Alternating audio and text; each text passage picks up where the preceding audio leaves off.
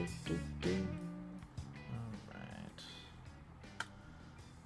Where we go? Where we go? Where we go? Hello, everybody. Boo-boo. Happy Wednesday.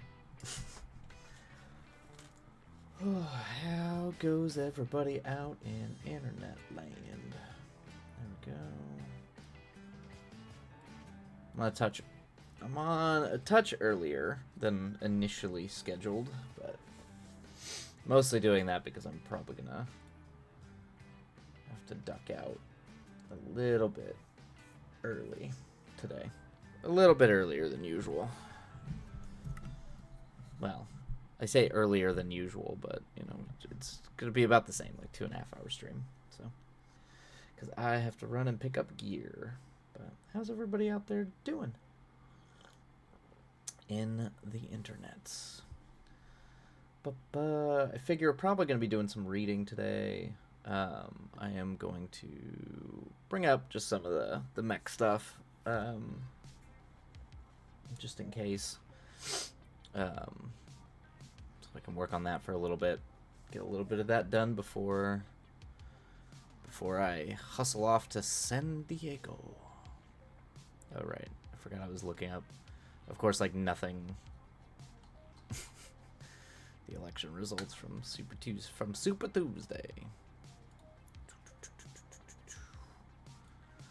Actually, let's bring up. What was I looking up?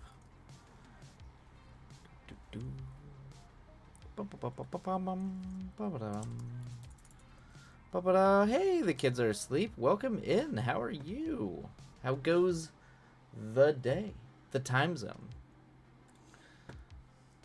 Hopefully it's as cool as your cool cat. Doing okay working? Yeah. Yeah, I've been working on editing pork videos all day today. All day. So after I get done streaming here today, I'm going to eat food, and then I have to go pick up gear because I have to go do a shoot in San Diego. So I have to go pick up some gear. Pork. Yes, I am editing a bunch of videos for the National Pork Board, and it's been kind of a consistent joke that I'm, like, you know, drowning in pork, or the pork is destroying my life because I've been working on these pork videos nonstop for like 6 weeks now. I've in theory they should be done in the next 2 weeks, and I'm very happy about that because I am very tired of editing the stupid pork videos. Hey, Cryptid, welcome in. How was D&D last night? Kill anyone fun? I almost did. They came very close. They came very close to almost dying. They had to parlay their way out of a ancient green dragon's den that they stumbled into without realizing what they were stumbling into. One of those usual, like, they didn't get all the things together they needed to get together, and then had to, like, bullshit their way out of a situation they weren't ready for. But, you know, it's all good. It's all good.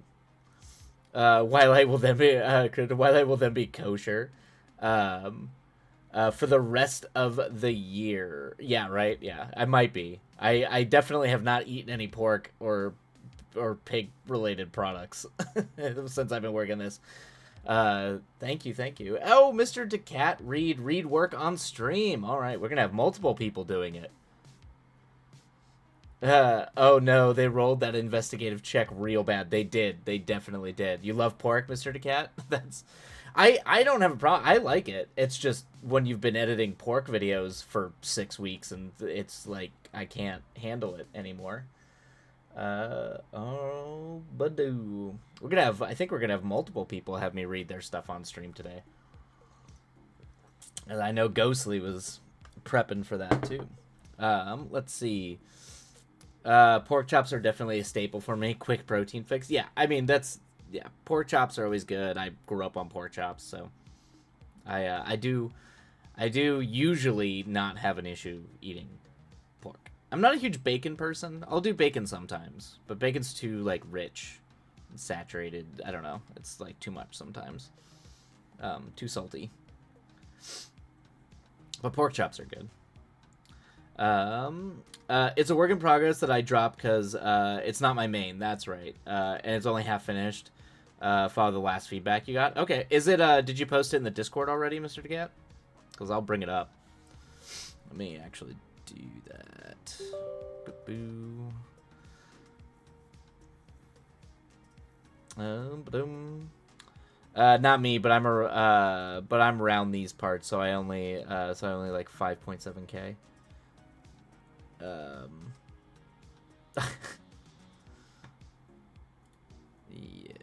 wait a minute. There we go. Oh, you can't say important. Gotcha. Yep. Or most meat. But that's just my body is weird, not fucking moral standing. Yeah. Yeah. I mean, I don't know. I respect people who do it for moral reasons as well. I don't have an issue with that. But I definitely partake in the. I think it was like growing up in mountain towns. I definitely couldn't give up fish. I eat way too much fish. I'm a big fish person, so.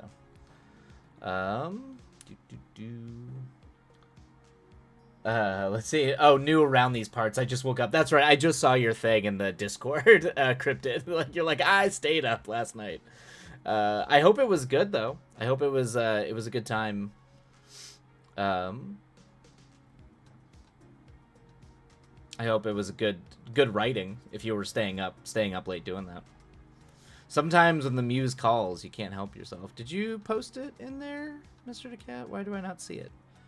Do. Wait a minute. Shared writing. Okay. Oh, okay. Okay, gotcha. I see it. Mr. Cat. I gotcha. Okay. Magic School Romances. Okay. Let's bring you up. Okay.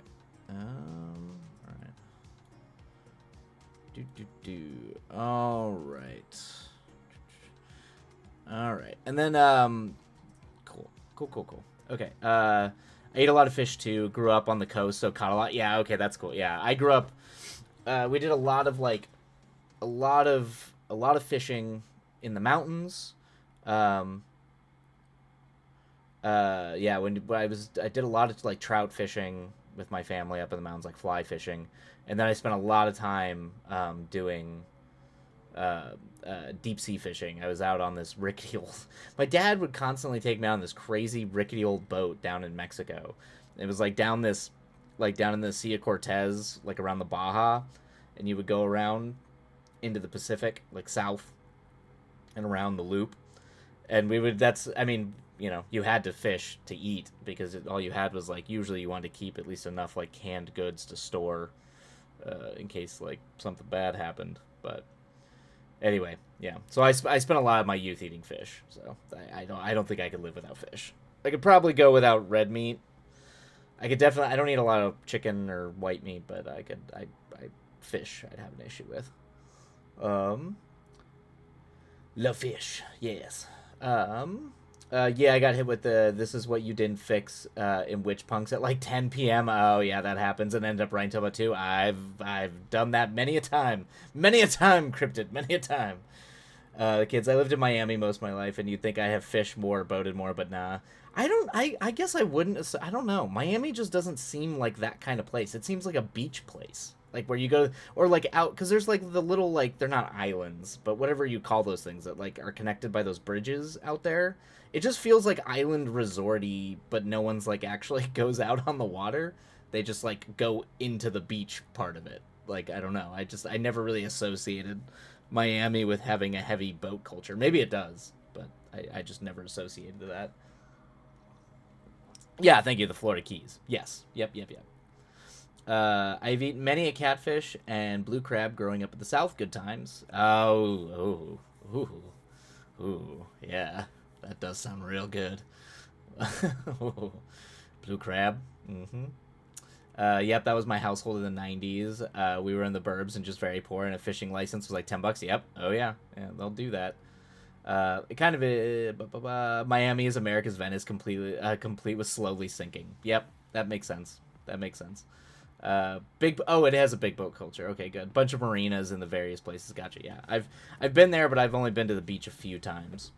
I spent most of my time like inland in Miami, I think I did. I went to the Keys once because someone was staying in a hotel there, one of my coworkers, and so we'd have to go there for our like meetings. Um, Love the Keys. Good weird folks out there. Yep. Good food there too. Oh yeah, there is good food. Good Cuban food too. Depending on where you go, there's like bad Cuban food in Miami, and then there's some really good Cuban food. Luckily, one of the people I work for is Cuban, so I always get the don't go to this place, go to this place kind of thing. Yeah, I mean it's like living in LA and never going to Santa Monica with traffic tours, etc. Yeah. um, Never going to Santa Monica. Yeah, I mean I probably make it down to Santa Monica maybe 3 times a year, and I live in LA because that is true. As someone who lives on the east side, that's very true. Okay, all right, we should probably hop into this. So, I think what we're gonna do is we'll just read. So, Mr. DeCat, we'll go ahead and I'm gonna run the sprint timer. For people who want to work in sprints and get work done, but we are going to be reading Mr. DeCat's and I assume Ghostly's, because I think if Ghostly pops on, I know Ghostly had been saying that they want me to read some stuff. So it might be a read stream, so feel free to just mute it if you want to work. I'll run the timer, and then we'll do breaks. I'll just take a break from reading during the breaks. But for everybody who's like more interested and just want to kind of do the co-working thing, I figure we'll just mute the stream so you don't have to listen to me read. As a Cuban, I love good Cuban food. I don't know where I was going with that. Gotcha. Yep. Hey, that's fine. As a Cuban, as a not Cuban, I love good Cuban food. So that's I feel like the kids. I don't know if anyone here has ever seen home movies, but I feel like the kids are asleep. That was like a Coach McGurk moment when he can't sleep. And he's been, like, up for 5 days straight, and he just stops mid-sentence and, like, stares into the void. And then, like, you know, about a minute later, finishes that sentence. I figure you just had that moment. Yep, it me. Gotcha. Yep. We've all been there. All right. So we're going to go ahead and start. I'm going to start reading Mr. DeCat's Magic School Romances. And for those of you who want to write, feel free and mute, and we'll go ahead and just kick off the timer, and away we go. Happy writing for everybody who's going to write, and here we go, Mr. DeCat. All right. Yeah, let me bring the music down a little bit. Go. All right. Okay. Okay. Magic School Romances. She still remembers sitting within the shadows of her cell. Her gorgeous sapphire eyes were lifeless, casting an empty gaze to the floor. She had already lost track of the day she had spent there awaiting judgment. Her mind swallowed by inner demons, her ears defiant to the raging voice of a neighboring drunk prisoner, the echoes of distant footsteps, the hum of the heavy metallic collar clinging to her neck. Okay. So we got building up atmosphere really well here. And also keep in mind, Mr. DeCat, you'll probably want to, if Cryptid pops in here, Cryptid being the actual proper editor, not just a streamer person like myself, might have better input for you. But you're building kind of the mood here really well. I'm kind of getting a sense of where they are, how it's going, how she's feeling. I'm curious to see what the inner demons are here. Her ears defiant to the raging voice of the neighboring drunk prisoner. Okay, cool. I just like the idea ears defiant. It's a good thing. It's good. It's an interesting way to describe essentially like trying to push away the sort of the sounds of someone. The sounds of like sounds that are like offensively like getting into your brain. There's a word for it that I can't think of. Cool. The footsteps grew louder, and a pair of feet soon. The footsteps grew louder, and a pair of feet soon stood before her cell. One clad in armored sabatons. Maybe judgment had finally come. Yet the other shoes were in fine leather, with a white and sky blue robe shimmering over it. Here we are, a gruff voice called out. "Let me in," "Let me in," implored a more charming voice of a man. The gruff man began to ask, "Are you sure about this?" "I will not be questioned on my actions by a common city guardsman," the charming voice interjected, gentle yet stern. All right. Cool. I think I know you're kind of at this point the charming voice. It might be. I don't know. When it's like repeated like this, that starts to irk me a little bit. That might just be a taste thing on my side. But I'm trying to think how else you could describe this person instead of just the charming voice, over and over.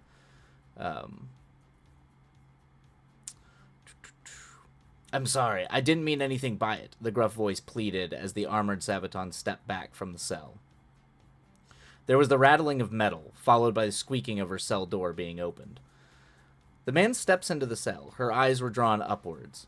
He was a silver-haired, handsome man with powerful sky-blue armored-shaped eyes, or almond-shaped eyes, and pointed knife-like ears, marking him one of the many elves that dominate the kingdom. He kneel down, turning her head ever slightly to the right, running a finger across her smallest pointed round her elven ear. "Your eyes and ears are very human," he said. "So, half-breed," he added as she scowled, gritting her teeth upon hearing the words half-breed. Paying the scowl no heed, he studied her closely, looking from her pale skin to her ebony hair. After a bit, he asked, "How old are you?" 16, she said, and cast her head downwards. "I see," he muttered. "Yes, you'll be coming with me." Her head shot back up to face him. "What? Why? Shouldn't I be punished?" she asked. We will discuss that in private, unless you'd rather keep these luxurious accommodations." Okay. Okay, so now we've got some questions. I guess in this... is this a fan fiction, Mr. Decat, or is this an original work? Initially I would think that elves... I guess it's a half-elf. But for some reason I figured, don't half-elves still live longer? I don't know. I guess I don't know the lore quite yet. We're still establishing lore.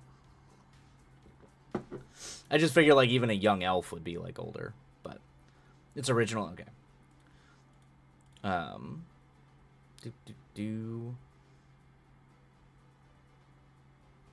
Okay. Definitely making him a little bit of a creeper here. So that's, I mean, he's charming, but he's definitely a bit of a creeper. She flashed a brief fake smile. No. He gestured for her to rise, and she did, keeping close to him as he led her from the dungeon. Going up into the city guard barracks, she looked. "Hello, Ghostly." "Hello. Welcome. We got someone. We're doing Mr. Decat first. Mr. Cat did a read on stream, so we will do yours after Mr. Decat's. But it seems like it shall be a reading day." But we'll jump to yours. We'll jump to yours after Decat's. All right. Let's see here. Yeah, the dialogue feels a bit stilted. I like to see a little more personality in the words to better differentiate the characters. Yeah, I mean, there hasn't been a ton of cross speak, and she's been speaking kind of in like one word. I think in this case, maybe it's like if you don't want her to speak too much, it might try to get inside of her head and kind of figure out how she's feeling about the creepy guy who's now apparently taking her out from the prison. Because yeah, we're not getting it. I mean, we just get like obviously like defiance, naturally, as we would assume with the position she's in. But yeah, I mean, he sounds very like. It is very formal. The dialogue it sounds very formal, and in a way that could come off as stilted.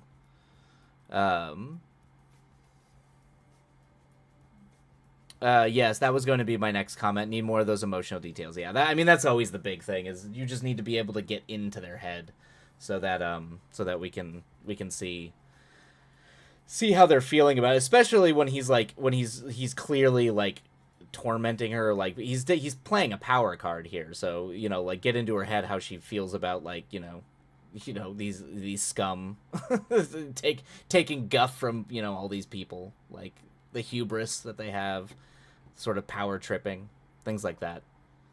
I think on that. Should I do the redeem now, or should I hold off? You can do it now, if you want. We'll just I'll just keep a track. I figured I was going to be reading all day today anyway for the stream. Um, which will pull them into the book more. Exactly, Cryptid. Exactly. Um, she flat. I mean, I do like that she flashed the brief fake smile. No, like that's you got some characterization there, but I think you need a little bit more of her internal monologue to make that bit kind of play the way I think you want it to play, Mr. Decat. Um, do, do, do. Oh, did it? Okay. Just hold off on it. Hold off on it, Ghostly. Well, don't worry. I'll honor bound. Scout's honor. Don't worry about it. We'll get to yours. I'll fix that. I think I have that listed as one per stream, but I'll tweak it. Don't worry about it. Um, there's a cap. Yeah, I think I set a cap at one point because I was worried people would just start doing it like back to back to back. But I had already prepped for doing at least Ghostly's today and Mr. Cat, so it's fine. Yeah, I'll fix it later, but we'll get to it. Okay. Uh, he gestured for her to rise, and she did, keeping close to him as he led her from the dungeon. Going up into the city guard barracks, she looked around like a prey surrounded by hunters. They took off her by opening the lock with a key, which disabled the humming. Freeing her hot and sweaty neck, rubbing the sweat from her newly liberated neck, the man's house guard escorted her into his grand carriage, where she somewhat settled down. Okay, so yeah, there's a lot of awkward sentencing going on here, so you'll need to rework this a little bit. There's some like repetition going on here, and a little bit of like like a prey, that kind of thing. These are like minute grammatical points, just to kind of make the sentences make more sense and be flow better. So it'd be like going up into the city guard barracks. She looked around like prey, or you can flower it up however you want, but like prey, something like that. Yeah, trim down those add-in and more close-up details. Yeah, that's kind of what I'm thinking. Yeah, like freeing her hot and sweaty neck, rubbing the sweat from her newly liberated neck. So like you can nix one of those, like get rid of it, and just say like freeing her neck, freeing her like something, freeing her. She rubbed the sweat from her, or the collar like hitting the ground. She rubbed the sweat from her newly liberated neck. Like you can get the idea across without having to like repeat it. Okay, the man's house guard escorted her into the grand carriage, where she somewhat settled down. Yeah, Mr. Cat, we all do this. You're not doing anything out of the ordinary. We all do this. Like we get caught up in the writing and the flow, and these things get muddy. Don't. Yeah, that's how it's. We all do it. It's just this is part of the editing process where you go back and clean it up and clean it up and clean it up. You want the reader to feel the tone shift from prison to carriage. Consider how she feels either more comfortable or less in the carriages. Yeah, okay. Yeah, that's a good point. Is she used to luxury or not? Yep. Yeah, fast drafting. Yeah. It's a good term for it.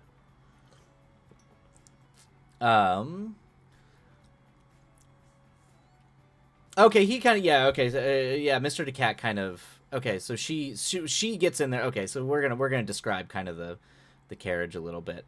The seats, she had never sat upon such a seat before. Her body sank into the soft, smooth leather. Overwhelmed by the newfound comfort, she kept rubbing her hands against it. These are good little details. These are good little details, kind of like the idea of rubbing leather, like kind of like a texture, being obsessed with the texture of the leather. That's a good like character quirk a little bit. Like those are good details, but you'll want to like keep in mind that you kind of want to still keep it internal. So if you're describing the world of the carriage here, describe it from her point of view, and you do it a little bit, with, that it's newfound comfort and she's never experienced or isn't used to that kind of leather. But you want to keep it in her perspective. I once rode the bird bed like Bede and didn't catch that for 3 edits. Yeah, it's fine. Yeah, my stuff is dirty for edits, drafts upon drafts upon drafts. Hello, princess. Okay. The man sat next to her with an ever so slight smirk upon his lips. As the reality of her situation returned to her, she hesitantly looked towards him. "What's going on?" she asked. Is it Yaus? I'm Yaus? And you'll probably want to be like, "I'm Yaus and I'm adopting you," or something like that, instead of "I'm Yaus adopting you." Or does that mean like I am adopting you? I'm assuming that's the name. The princess also has comments to make. She approves of all of it. Exactly. Okay, gotcha. Yeah. So you'll want to do something like "I'm Yaus and I'm adopting you," that kind of thing. I'm getting like if I recall the structure or the plot, I'm getting like Ancient Magus Bride vibes from this.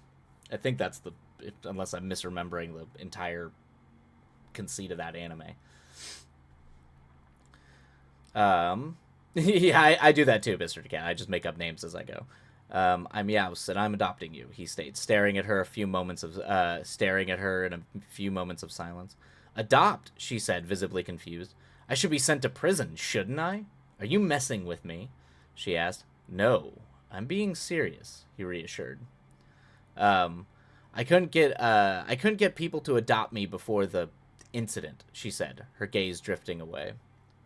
Okay, all right, setting up something.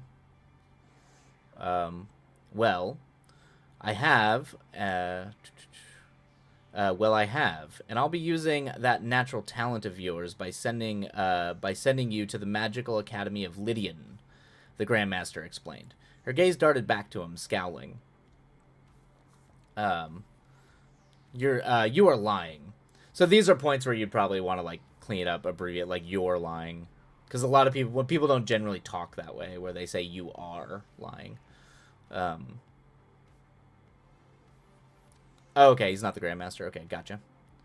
Yeah, I was gonna say yeah. Okay, because we still don't know who he is. You are lying, she said. Her eyes narrowed as the carriage got moving. "I'm not lying. You are my goddaughter. I am only sorry it took me so long to bring you back." Oh, okay. Oh, interesting. Okay. He said something. Yeah. So I mean, that caught me off guard. So I guess I'm assuming what caught her off guard is the goddaughter bit. So they're like in some way related. Either like that he's friends with her parents in a way. So in this case, if it is in fact referring, the caught her off guard moment is this reveal here, the goddaughter moment, you probably wouldn't want to say he said something which caught her off guard. You should say it like I would probably go into like almost like an inner monologue or something like that, just like goddaughter, question mark, exclamation question mark, like who is this person, that kind of thing, like get into her head, get into her point of view of, because as a reader that took me by surprise. So it's obviously going to take her by surprise, that this person apparently knows her and isn't just some random stranger. Yeah, that helps prove it, she said with an uncertain look. I mean, okay, so I like this. I like, if you can make this kind of land a little bit better, I would like, because I like the defiance here. It's kind of like, okay, bullshit, prove it. So I like that. I think you just need to have this you need to have this reveal kind of hit harder, and I think having her react to this whole situation, at least the way she's feeling about the situation, is going to help you with that. Same. I'd appreciate some more emotional cues to lead up to that. He could look livid when he comes to her cell, but it could be that he's angry that she's been abused in this way, angry for her. Yeah, I guess yeah, because if it's the goddaughter, he kind of like power trips when he comes in there, so it seems a little. I'm confused a little bit as to why, like, how he feels about this, how I get that she's defiant, that she doesn't believe anything, and she's defiant to the last, but I'm more trying to suss out now why, who like, essentially what, like, yeah, how he feels about this whole thing, because it just seemed like he had like an ulterior motive for doing this, not just like because it's the goddaughter and they're related. The way you had set it up earlier implied something very different. Um, you've got a solid baseline, just needs to build up. Yeah, I mean, this is itself is a compelling scenario, and I think you do. I think you have a good idea of who she is. The characterization of her comes across really well. You just need to get into her head a little bit more. Um, yeah, that helps. Prove it, she said with an uncertain look. All right. Why else would I go through all this? Can you really tell it's me by looking at me? You've never seen me. So that's yeah, because this is like, if this is the goddaughter, she wouldn't even know that if she doesn't recognize him, it's not necessarily true that he won't recognize her. Um yeah, okay, gotcha. Yeah, I like that, Mr. Cat. I know her, not him. Gotcha. Yep. Yep. I mean, it's clear that you're positioning this that she's the main character, so it would make sense that you'd probably be more familiar with her as a character. Um, um, not just your looks, no, your powers. Not many people would be able to do what you do with training. Something which a being like you can do without training. A being like you can do without training if we're not careful. Okay, so this is, yeah, this needs to be reworked because that sentence. Not many people would be able to do what you do with training, something which a being like you can do without training if we're not careful. I see. Okay, okay, I see. So this needs to be reworked. But I see what you're saying. I see what you're getting at here. Cringe. Don't worry about it. It's fine to cat. I'll just start posting all the nonsensical sentences and dialogue bits I have written in my year. There's no shame in it. It's fine. But yes, you need to be clear about what you're getting at there. That he could recognize. Essentially, the idea you're conveying is that he can recognize her by a power that she has that is rare for people who are trained and unheard of for people who aren't. Like me, she asked. You're a sorcerer. People who from birth have strong powers. Power which can be deadly if not trained. That, and you look just like your mother in many ways. All early drafts need work. Yeah, nobody writes a first draft and publishes it. And I do not believe anybody who does. I'm convinced they're lying if they ever say that.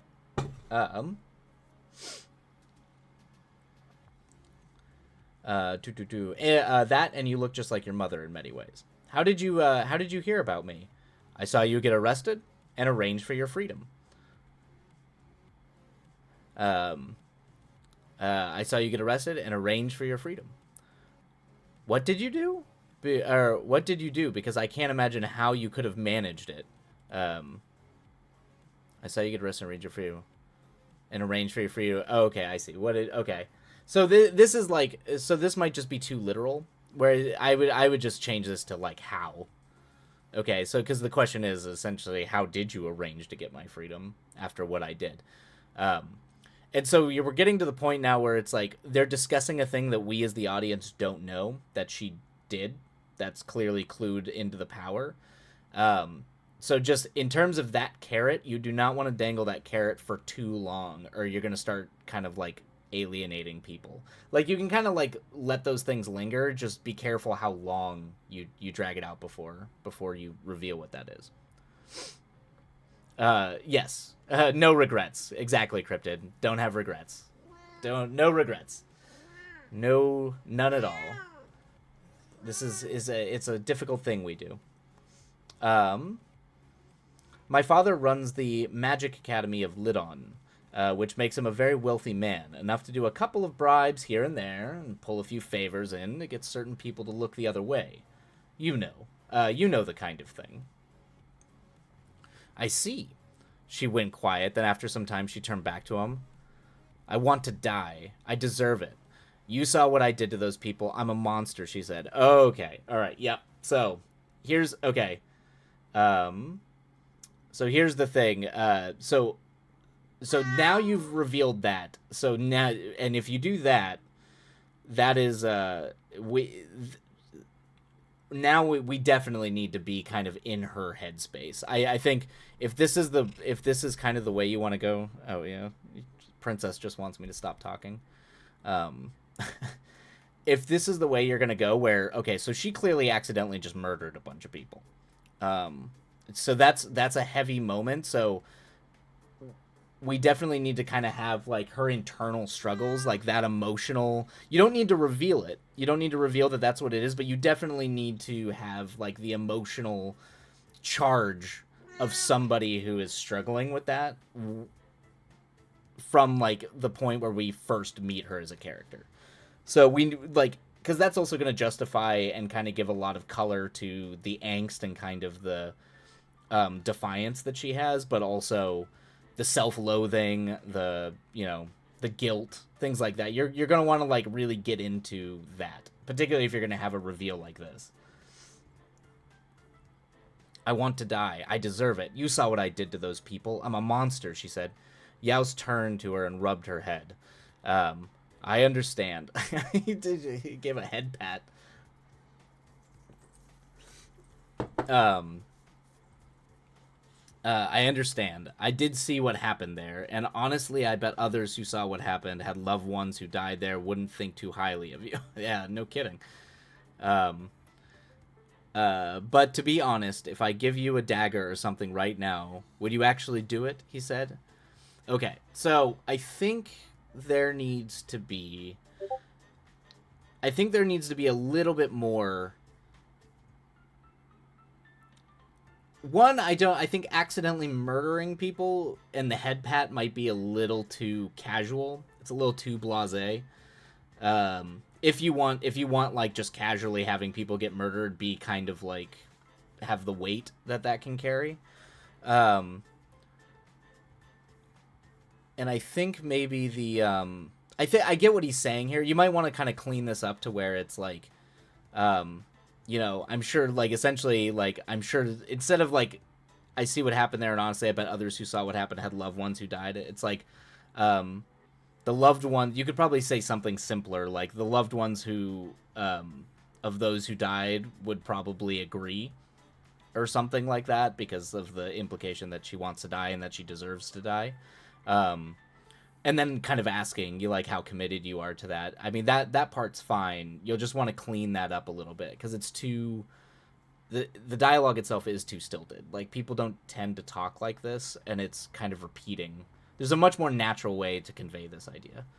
Um, in the opening paragraph, oh wait, dude, my internet just went swimming down the Hudson head first, face down. My brain's oh no, Ghostly, oh no, oh no. In the opening paragraph again, show her struggling with that in prison cell. Yeah, that's what I mean. Is that we need to see that there's some serious stuff going on in her head immediately. Does she feel like she's supposed to be there, or does she not feel any guilt? Yeah, and if she is feeling that guilt, we should probably be kind of in that headspace.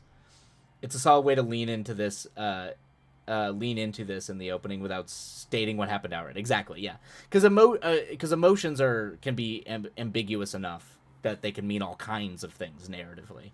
So you can just lean into more the emotions of that, and then reveal the actual happenings later. Because yeah, if you're gonna have something like this happen, you definitely need to like live in that character and kind of get us into her headspace before you drop something like that. She feels like she just yeah exactly yeah she feels like she deserves to be there.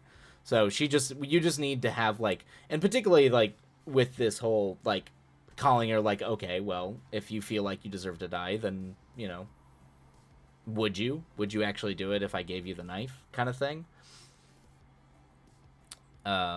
Do, do, do, do, do. Um, But to be honest, I would give the dagger right now. Would you actually do it? He said, her gaze narrowing upon him as the two of them stared off. I'm not messing around here. I'll do it or send me back. I'm a monster and someone needs to put me down, she yells, caught between rage and sadness. Okay, I kind of like that. That works. I think I like the idea that she can't do it herself, but she still feels like she belongs there and would seemingly give herself over to having somebody else functionally execute her. I think like you clearly understand the character. Like the character has conflicted, complex emotions that they're going through right now. You just need to kind of bring us into that world a little bit. Like bring us into her world, because she's doing it. She's processing conflicting feelings and emotions about herself. So you've already got that. And what would that achieve? Another person would be dead. So what? He said coldly. At least I would be a threat. At least I would be a threat to anyone ever again. At least I wouldn't be a threat to anyone ever again. She screamed. A sky blue aura sipping out of her. I'm assuming seeping out of her skin. Okay. So is she glowing? Is she starting to like glow? Is that, I'm assuming that's kind of what you're implying, is that she's starting to glow. Okay. People die every day. That is a fact of life. That will happen if you're here or not. Listen, your mother is watching you from somewhere, and you got your life to live. I can't imagine how bad your life has been, but let's say you did kill yourself right now. All that suffering I would just say like all that suffering for nothing. Your life has been meaningless. Your life had been, or either has been or will have been meaningless, and once more your mother would never forgive herself for putting you on this path. Okay. It's her fault for giving me away in the first place. So here's the thing I'll say about this guy. This guy kind of changes disposition based on the character we met in the prison and the way that we have him now. So I think what I would do here is, it sounds like you're kind of aiming for a little bit of like a cold pragmatism about him, that he's kind of, that there's an emotion, he cares, he emotionally is involved, but he kind of is like a pragmatic, detached, cold type. So I would go back and have him present himself that way, or even maybe like seeing, depending on how much you want to like bring that emotion out, have him kind of,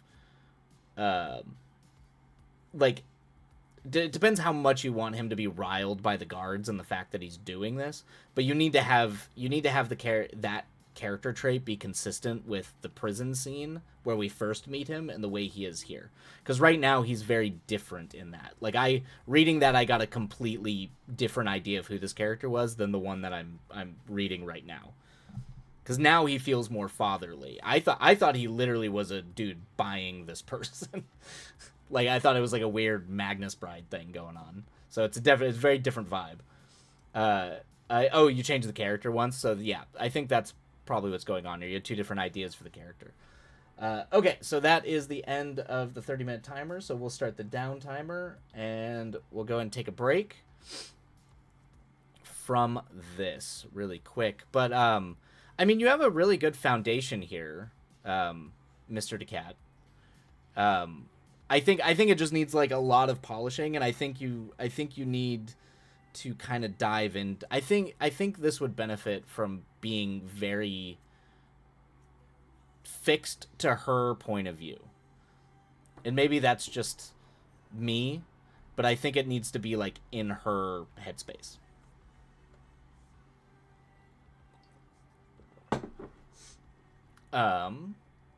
Let's see. Taco Bell needs to stop. Its ads are louder than the Trinity. Oh no, the ads. Oh, you're all getting hit by ads. Taco Bell needs to stop. Its ads are louder than the Trinity site. Good lord, Ghostly, you're dealing with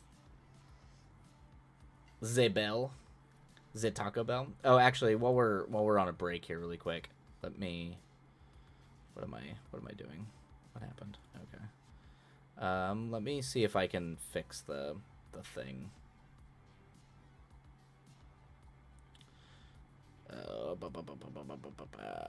There we go. Let's see. I was getting stuck by ads out here for a while, also dealing with ads on YouTube. Just a capitalist thing. Oh no. Yes, yes. We all, unfortunately, that is the. Perhaps that is that's why we. I remember one of my professors in school actually told me that Oh, good. Have a great dinner, Cryptid. Have a great dinner. I do remember one of my professors in school told me he was like the reason why he was convinced the reason why we like post-apocalyptic cinema, so like Mad Max, I Am Legend, or even like things like the Hunger Games and stuff, is that he was like the only way that the modern sort of human imagination can see it's the only way that we can foresee a way out of the capitalist hellscape we live in is through like a post-apocalypse like fall of civilization, like, and that's why it's in a weird way so attractive to us, because it's a even though it's a hellscape, it's like it's a hellscape that has been liberated of the sort of hellscape we already live in under sort of like systemic like late stage, I guess you would call it late stage capitalism. So I don't know. I always thought it was an insight. It was an interesting insight. Ghostly, I'm gonna boycott Taco Bell solely because of how awful that 15 seconds of my life. Oh, I'm sorry, Ghostly. I mean, I hate to laugh, but I do find it kind of funny that that it's worthy of a full on boycott. Because of just how awful 15 seconds. I mean, Taco Bell ads were kind of famous. Even when I was growing up, when I was in high school, they were famous for being like obnoxious ads. I watched Mad Max Fury Road solely because of the guy strapped to the truck with the flaming guitar. The Doof Warrior? Yeah. I mean, the Doof Warrior the Doof Warrior rocks, man. Yeah. Yeah, I mean, I love the Mad Max movies, so I grew up on the Road Warrior, um, or which in the original title was Mad Max 2. Um, but those movies are great. The third one, Beyond the Thunderdome, is campy and ridiculous. It's not a good movie, but and it's kind of sad actually. George Miller, one of his buddies died, and so he like stepped away from directing that movie and had to come back and actually like finish it because it was going off the rails. But that movie is a mess because of that. I felt bad. I feel bad, but yeah, um, yeah. Mad Max Fury Road is amazing. I think that was one of the last movies I think I saw multiple times in the movie theater.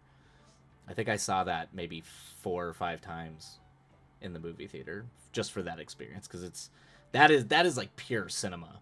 I mean, that whole movie is just a car chase. It's functionally a car chase for that never ends, and that's why I love it. And I am very excited for Furiosa, because Furiosa looks. I mean, I'm a little. It definitely seems like there's more green screening going on than in the original in Fury Road, so I'm a little bummed about that. But I mean, conceptually, it looks cool.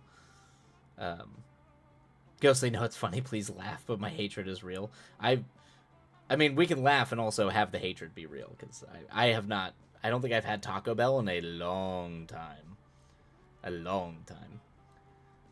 Actually, one of the actresses. I think it's one of the actresses from Mad Max married that guy, because he's a musician. The guy who played the Doof Warrior. And I think they got married. I think it was one of the wives too. I think it is. I'm pretty sure it's one of the wives. It's one of them. Anyway, I remember someone from that movie went and married the Doof Warrior, and I thought that was cool, because how do you not when he just plays a flaming guitar, it's on a speedster.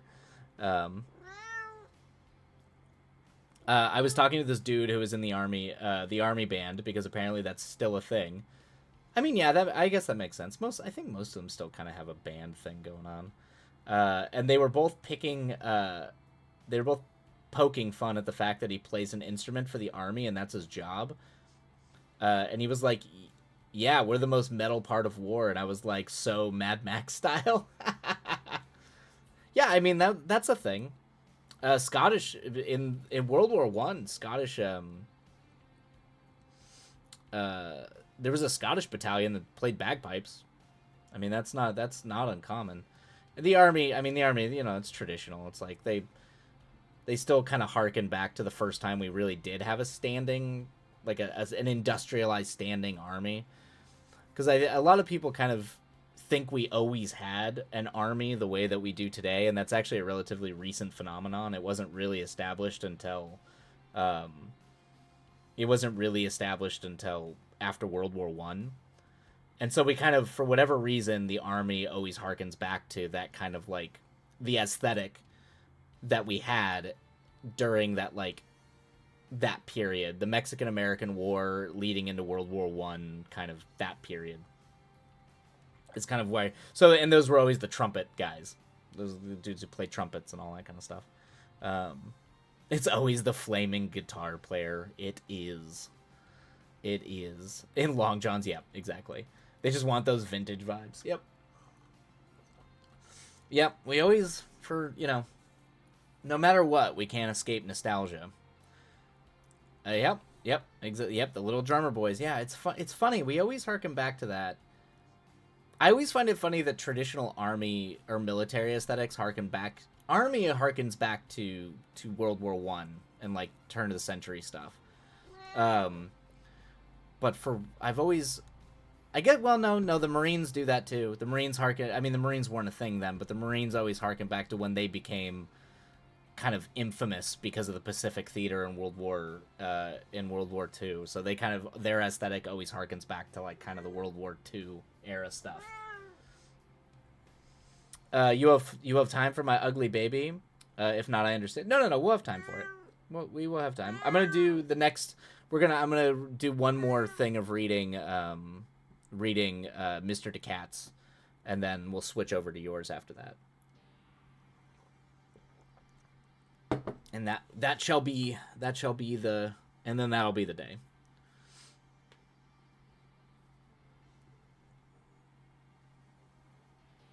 Will you? Yeah. I think you're just typing very quickly.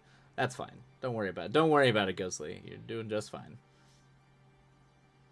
It is really funny to think that even though you put a question mark at it, it's just like you were like doing the Jedi mind trick on me. You're like, you will have time for my ugly baby.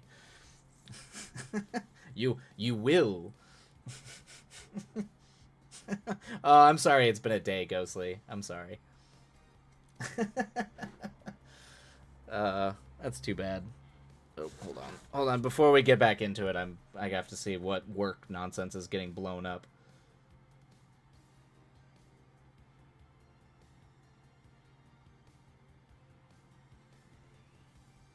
Okay.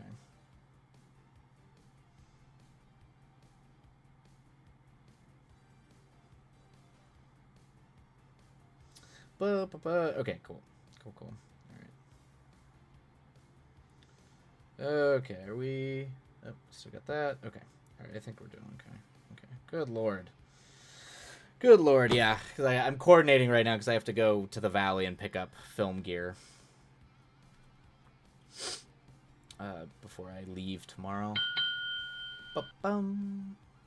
Ba-bing! It's been a day, lol. The opposite of reverse psychology. Yeah, I mean, it's kind of... That is the Jedi mind trick in a way. It's sort of... I always... What was it? You don't want to sell me any death sticks. You want to go home and rethink your life. One of the weirdest scenes in the prequel movies ever is the weird guy who tries to sell Obi-Wan death sticks. Such a weird moment for Lucas to include, but amusing nonetheless. All right, everybody. We are gonna dive back into Mr. DeCat's story, and then after that, we will do Ghostly. All right, let me make sure. I need to do that. Make sure so ads do not interrupt. The boss legit told me to go home early, which I was fine with, but today alone, our sink was leaking. We had maintenance people fix our dryer that's been broken for a week, and a vet trip. Oh, man, I'm sorry, Ghostly. That is a lot. Oh, and half the clothes are wired pink. Yep, I've done that. I've done that to clothes. I am sorry, Ghostly. That is, I have ruined many a white article of clothing, either due to a washer being broken or my own error. All right, everybody.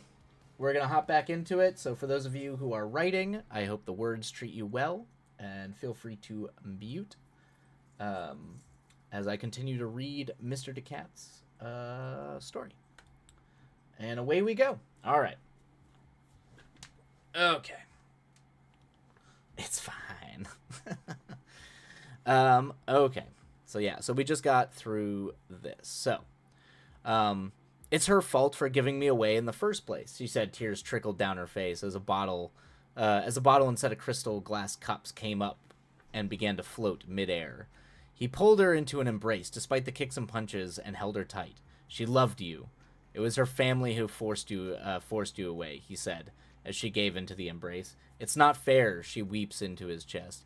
So that's it. So yeah, now we're mixing. Because I do this all the time, Mr. DeCat, particularly from screenwriting, is present tense and past tense.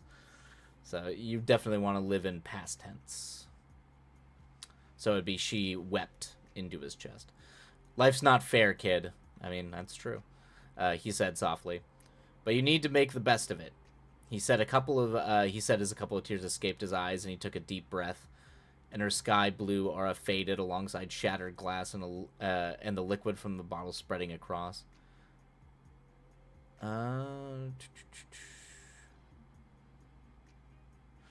Okay, so you've got this aura. You might need to be a little bit more clear describing what's happening with that.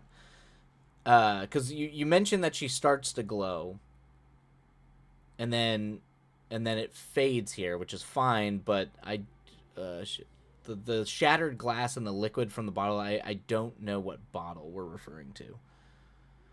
So I think there's a few things here that just like these actions, like I think so either you cut things out when you were going through and doing it that I just missed. But I'm not sure what that is. So you just might want to clean that up. Because I see the emotion here is fine. It's just some of these details are kind of getting mixed. The pair of them sat in silence.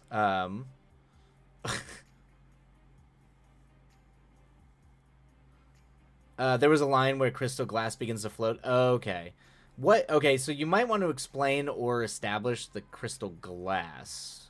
Did I just miss that part?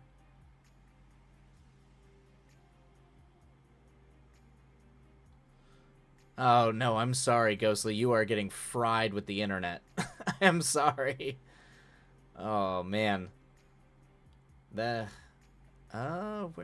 Yeah, I didn't see that, Mr. DeCat. Anyway, just be sure to kind of explain, because now you've got a lot going on here. We've got this kind of emotional moment, and there's like this sort of seems to have like relevance to it. I guess I just don't really know what it is or what relevance it has. So you might want to, even if you do have a line about that, you might want to just try to like expound on it a little bit more so it's clear. You don't need to like describe it in detail or like the exact relevance it has, but just so, because if you're writing it in that line, I'm paying attention to it. Okay, powers hinting. Okay. You might want to either slow down on that or just, I guess, just be clear, because I have no idea what that's in reference to. So I just don't. The fact that emotion powers them, got it. Okay. Okay.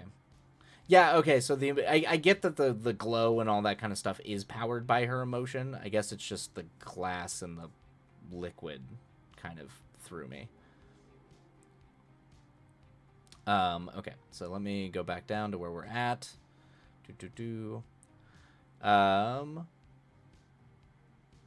The pair of them sat in silence with her, just cuddling her grandfather for the rest of the journey. She loved the warming sensation of someone else's love. It wasn't something she was used to. Okay, cool. Yeah, I feel like I know you're kind of like doing this omnisciently describing her. I feel like it should be we should be closer to her perspective, her point of view. Just to give us some emotions to kind of hang on to, particularly for something as emotionally charged as what's happening here. Eventually, they came to a stop, and they were brought to a halt before her godfather manor. The bright yet small blue sun casting its light and blazing heat upon the manor nestled next to its neighbors, each an opulence manners, each one trying to outdo the other. Okay, gotcha. Okay. The exterior was adorned with well carved stone facades depicting mythical creatures and elaborate patterns that told tales of a bygone era. Cool.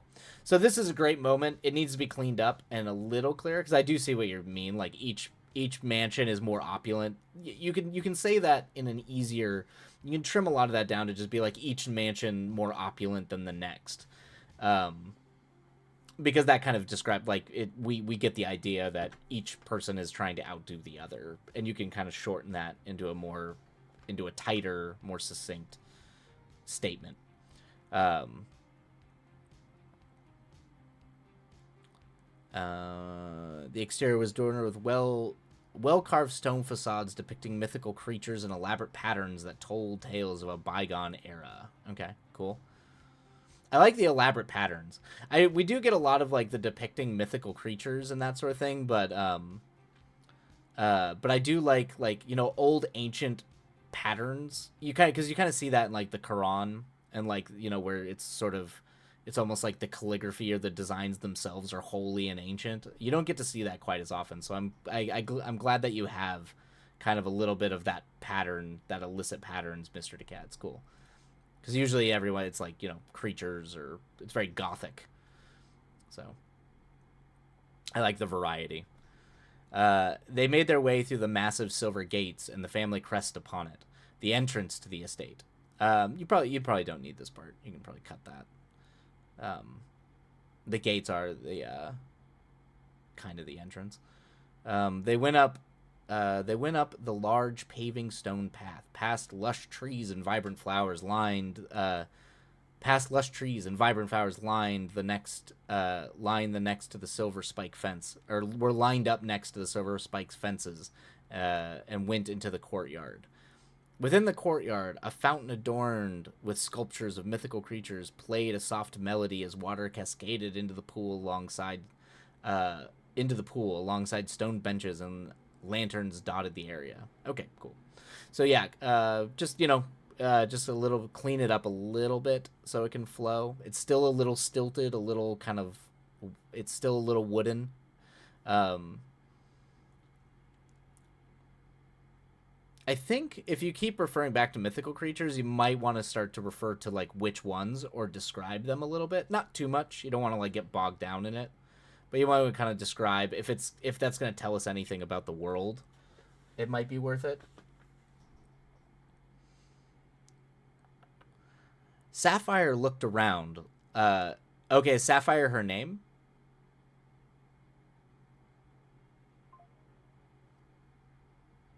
Did we? You might. If Sapphire's her name, okay, gotcha. Okay, so yeah, you're probably gonna want. You might actually want to just open with her name, particularly if you do end up deciding to like go into her headspace, um, in the prison scene, like where we're experiencing the world as she experiences it. Um, it might be worth it to just say her name, because I don't know if you did. If you did, I apologize. I missed it. But I might. I don't. I did. This is the first time I'm seeing her name. Um, Sapphire looked around like the wondrous grounds smiling. Looked around like the wondrous grounds smiling. I'm assuming that Sapphire looked around at the wondrous grounds smiling, her eyes lighting up with wonder, her heart newly filled with bountiful joy and disbelief. A cringe. It's fine, Miss. I mean, I get it. I get it, but yeah, it's fine. She took a moment to sit upon the fountain and run her hand through the soothing waters, and she met the eyes of her godfather, his eyes looking upon her with pride and joy. She rose up from the ground and threw herself into a hug. Tears returned, and each one was filled with happiness. It's like something from my dream, she said. Okay. Yeah. So this is just a run-on sentence. So you'll definitely want to like break this up because you got to like a and. So this is all editorial stuff. This is all stuff that as you're editing, you'll refine and refine. So it's not like broad notes. These are just, it just needs cleaning up, sentence breaking up kind of thing. So now we have a pretty fast emotional transition. So the emotional world that our characters are living in have shifted pretty heavily. I think, I mean, my note, and you know, this is just my note. You can do with it what you will. These are your characters. Is that it's good to see the character kind of have that childlike wonder at this like opulent thing they're witnessing, but they did just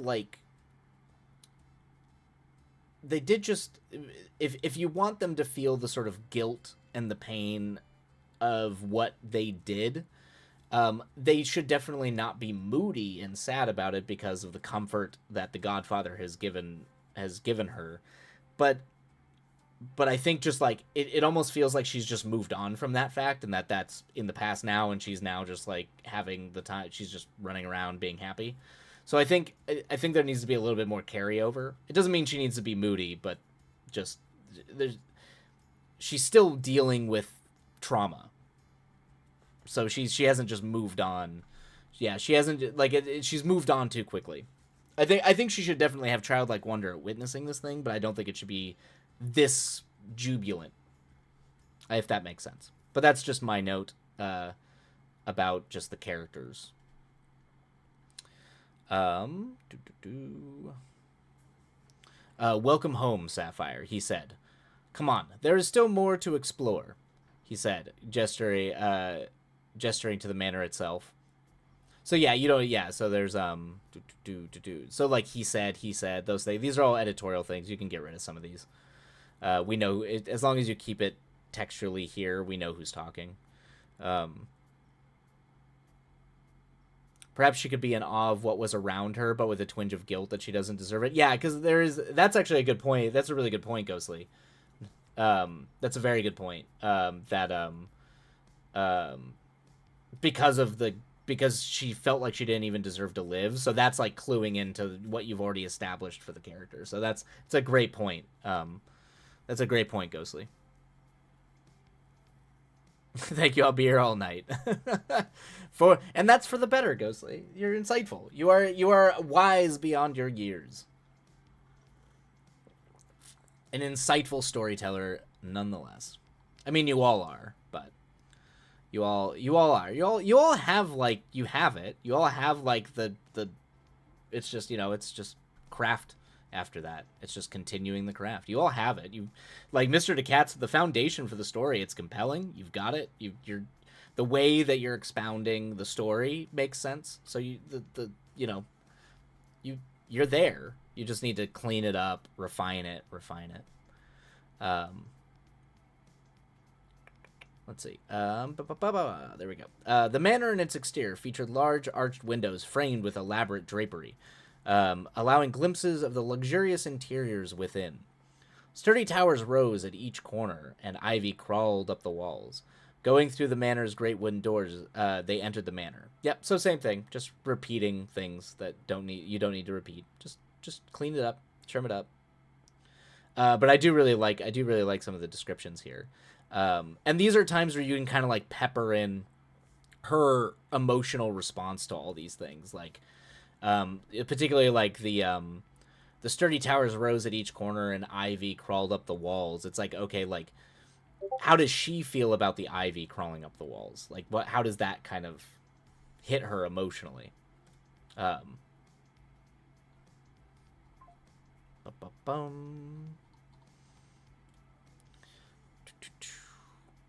They were greeted with large, silky, colorful patterned rugs upon polished marble floors alongside tapestries depicting moments of history, next to finely crafted furniture and antique artworks that adorn the walls, and silver chandeliers hung from lofty ceilings. Yeah, you're doing great describing it. I mean, same thing, run on sentences, just clean that up. But you're doing a great job describing kind of the place itself. Yeah, I figured this is the gap you were referring to earlier, Mr. DeCap. Um, Sapphire rushed into the manor to explore every inch of the building as her godfather sat down, pouring himself a glass of fine liqueur and opening a book. He savored each taste of the liquor, drinking it slowly. By the time he drank it all, and was part way into his book, Sapphire returned, stepping into the. Okay. Oh, okay. So I'm assuming you're just not done with this part, Mr. DeCat.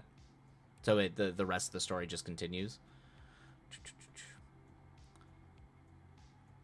Yeah, exactly. It goes. So yeah, your descriptions of like the opulent manor, yeah, it's immersive. You're there. Yeah, I think it's just a point of view shift that's gonna make these more emotionally impactful. But the descriptions of the palace are great. Yeah, you're putting us there. Okay, so I think we end. I think at least that flow of that scene ends here because I'm yeah, I'm assuming that's just the end of that. Okay. I am not coherent. Ignore me. You're doing fine, Ghostly. You are indeed coherent. We can understand you. Okay. All right. So I'm assuming time jump. Time worked its magic, and within a couple of months, it was her time to join the academy. Her hair was dyed into a mix of ebony and midnight blue as she donned the female uniform of House Wolf. Oh, very cool. Okay. Female donned the female uniform of House Wolf, a silver gown with white borders, which went down from her chest to her ankles. Above, she wore a silver and white hooded cloak. Below her skirt, on the right side, split, showing off her right leg, with a golden chain connecting the splitting half near the top, along with a pair of fine shoes. Uniform ready, she left her room and went outside. She left her room and went outside of her manor, where her carriage and guards awaited her. All right, you've got the school uniforms down. Ghostly, I am fradazzled. uh, I get that.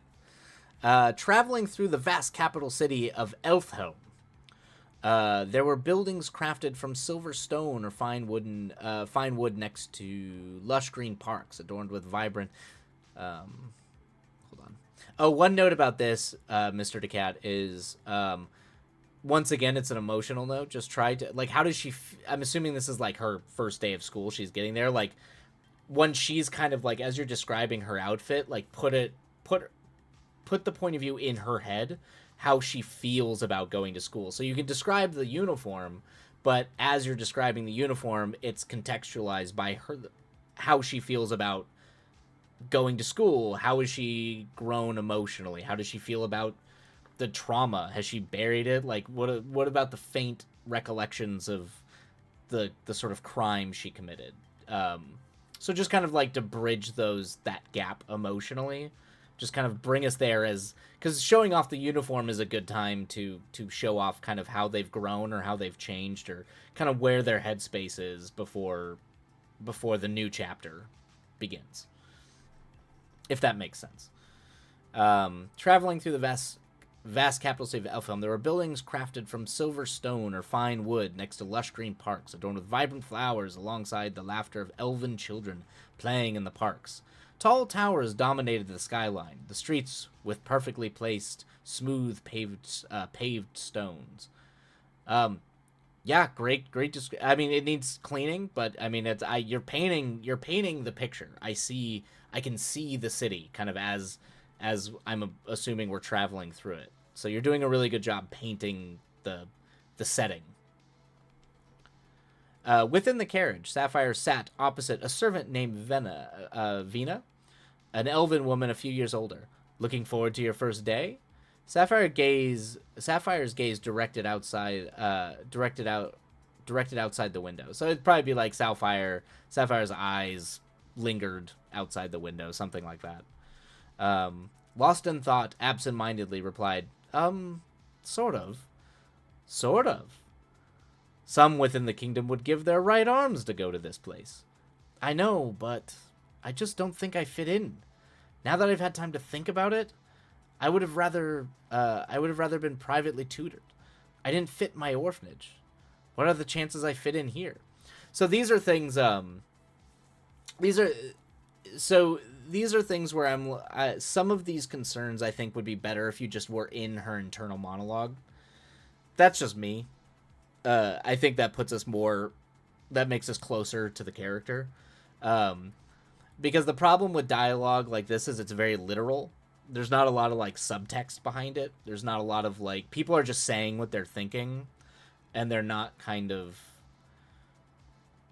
A lot of times when people talk, they don't say they're sometimes not always saying exactly what they mean. They sometimes dodge around things or don't say literally, or sometimes they can't even make sense of their own feelings, so they don't know how to describe them. So it just, in order to like maybe try to like get around some of the more literal dialogue and some of the more stilted nature to it, I'm wondering if maybe getting a little bit more of like an inner monologue from her, and then having this conversation where she just kind of brushes off Venna, and Venna can kind of see that she's avoiding the subject, or that she's concerned, or that she's not sure she's gonna fit in. It adds more like subtext. There's more text to the scene instead of people just saying what they mean back and forth. I'm sure it'll be fine. You must be overthinking it, Venna attempted to reassure her. However, as Sapphire's mind flashed to the orphanage lay to waste. Okay, so now we know. Okay, so this is a good reveal. So now we know that she destroyed the orphanage that she was from. Okay. However, Sapphire's mind flashed to the orphanage laid to waste. A wave of dread filled her as she remembered the many dead. Perfect. Yep, perfect. You're bringing it up. Yep.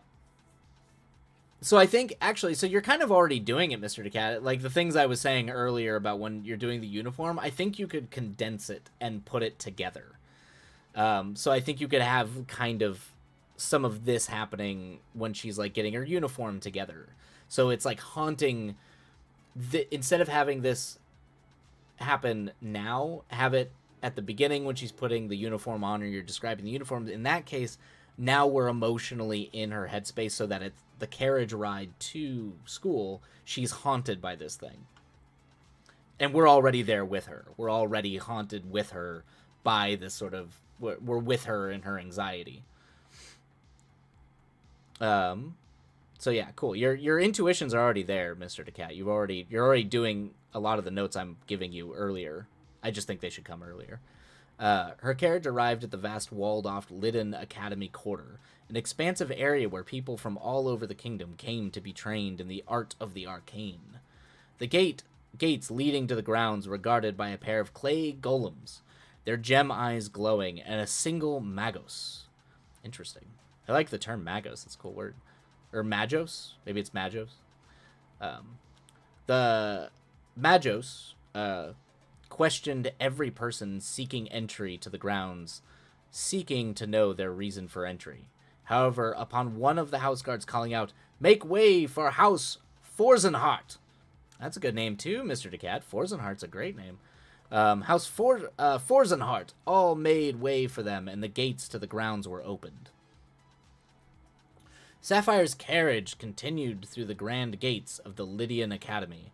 Within the lush garden that greeted them, the gazebo stood, adorned with small statues, each holding a crystal.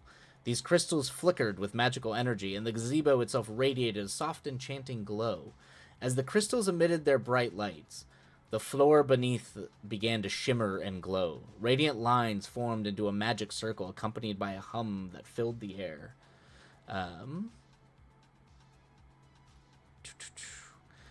In the flash of light, a small group of students materialized within the magic circle on the gazebo. Very cool. Okay. You're doing a great job. The images you're painting here, Mr. Decat, are fantastic. Definitely getting the magic school vibe. You're nailing that perfectly. So this is definitely, just from reading this, it's definitely a strength of yours. Is your descriptions. Your descriptions of landscapes is definitely your strength. Each exit was guarded by the members of Forsenhart's House Guard, who were responsible for protecting the academy. "Hold!" called out one of the guards. "Approach one by one and tell us your names," they commanded the newcomers. The first to step forward was a human, a lean and tall figure with hazel eyes and slightly tousled chestnut brown hair.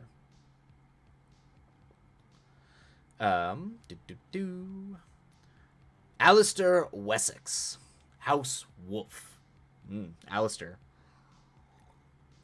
A powerful, powerful name, Mr. Decat. Alistair.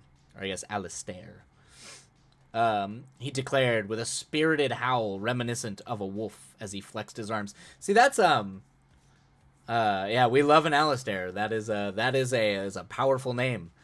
I mean, I love this, Mr. Decat. It's comical and absurd, but I do love the Alistair Wex House Wolf. He declared with a spirited howl reminiscent of a wolf as he flexed his arms. You have just told me everything I need to know about that character.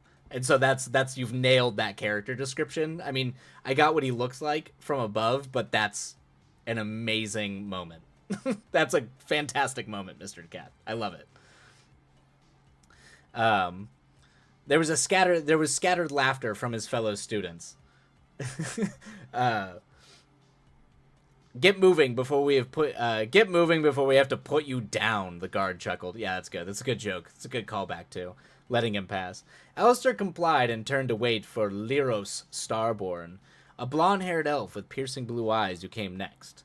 They had silver fine shirts with powder blue decoration and powder blue hooded coats. Same thing. Just repeat. Just kill the repeat. Powder blue decoration and hooded cloaks. So, you get two, both powdered blue. With silver border alongside white breeches and black boots. Cool. These uniforms are cool. "Here we are again. Hey," Lyros said, taking in the beauty of the garden. "Are you going to take part in the end-of-year tournament this year?" he asked, an event everyone looked forward to. Alistair's smile faded, and his mind was cast back. I would probably say something more like his thoughts. His thoughts, went to last year, face down in the dirt, struggling to breathe, kind of thing. "Come on now, Lyros. Do you start your meals with dessert?" Alistair deflected. Nice. Oh, there you go. Perfect. That's actually great. Yep. That is fantastic. Just doing a wry joke, but see, we see how you gave us an image of something that was deeply traumatic for him, and he immediately deflected and said a joke. So I know this character. I now know that most of the people around him don't know him, and he has subtext. So all you need to do is just do this exact same thing with Sapphire, and you've already given Sapphire the pathos you need to with, burning down the orphanage. So it's just do this exact same thing with her.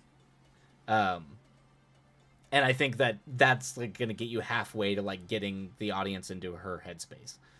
But that's a great moment. Alistair deflected, his humor returning. "Let us get through the first half of the year first." Not up for it then? Lyros continued. Alistair smiled. His eyes didn't quite reach Lyros's. "Well, let's just say last year's," he said, taking in a deep breath, "wasn't my finest moment." So yeah, just cleaning it up a little bit. Just repeats. Just editorial stuff. "Bitching out, are we?" Lyros asked in a mocking tone. "Don't get me wrong, I loved fighting and all, but it feels more like trouble than it's worth. This year, I'm going to take a more relaxed approach." So you are bitching out. Can't handle your elven opponents, human?" Lyros said with a smirk. Nice, okay. Got some human on elf. negging going on here. Lero said with a smirk. Alistair turned to him slowly, his smile fading once more. Then barked repeatedly like a dog. Lero chuckled, and the pair of them continued onwards. Okay, so smile fading once more, then barked repeatedly like a dog. He's a spaz. I like this. Meanwhile, Sapphire disembarked from her carriage, accompanied by her servant and the house guards who escorted her. She observed the academy, trying to ignore the many eyes looking upon her. There were statues of renowned wizards scattered throughout the area. The grounds featured a blend of majestic silver stone buildings and lush gardens, with alcoves and secluded spots. Perfect. She walked further. Sapphire's gaze was drawn to the wonderful fountain at the heart of the grounds, featuring a grand statue of the Academy's founders, gilded in gold. Very cool. Yep. You are painting a very clear picture of how the magic school works. Yeah, it's fantastic. All right, and there we go. So let's go ahead. Let me just finish this page really quick. Among the members of the house, Sapphire noticed variations in her uniform. Some adorned a combination of silver and powder blue, others silver and forest green, and a few wore silver and cherry red. However, there were still those who retained the simplicity of plain silver uniforms. "Follow me, mistress," her servant said. Sapphire's attention was drawn to a girl with a pearly white uniform who was crying. Their eyes met for a moment. Sapphire considered talking to her, but the attempt felt daunting, so she continued onwards. Cool. All right. Yeah, okay, so we're just in the middle of the scene. All right, so we're going to call it there, Mr. DeCat. But overall, it's definitely like, I can tell you're writing, you know, it's early draft, and you're kind of moving bits and pieces around. Your descriptions of everything. Let me start the break timer. Your descriptions of everything are I mean, you're painting a very clear and detailed picture of your world, so you're nailing that part. I think the biggest thing is honestly just all internal character stuff, particularly with Sapphire. What you did with Alistair was perfect. If you just do that with Sapphire, I think that's going to get you a lot of the way to where it's going to put us very clearly into her worldview. And that would be my biggest note overall, is to just get us into her head and how she feels about what's happening. And I think that a lot of the other issues will get resolved from that. So that's that is my big note. But I mean, Alistair, great character, nailed it. It's a great moment. Scenes like that are perfect. Those are the things that we look forward to in books. So these characters we feel like we know immediately, and that kind of like jump off the page at us. And you're kind of doing that already with Sapphire too. I just think you need a little bit more, and I think you just need to be in her head a little bit more. Let's see here. I gotta catch up on chat really quick. We're scripted. I'm so sorry if clearly angered the local magical being, because wow, that's a horrible day. Yeah, clearly. Yeah, Ghostly's having it rough. I'm sorry, Ghostly. I've most certainly pissed off a particularly vindictive witch. And yes, we all do definitely have written a lot of cringe in our time. I know him as a person. There's nothing more I need in life. Exactly. I love seeing how everyone does magic schools. Classes should be this. Classes should this be a creative writing final? It's cool. It is fun to see how they're done differently. It's not a genre I read particularly often. Like, my only real go-to is Wizard of Earthsea. That's the one I know because I've read that book more. That's the one. So anytime I read things about magical school, I always get delighted because I get to see how they're all done differently. Have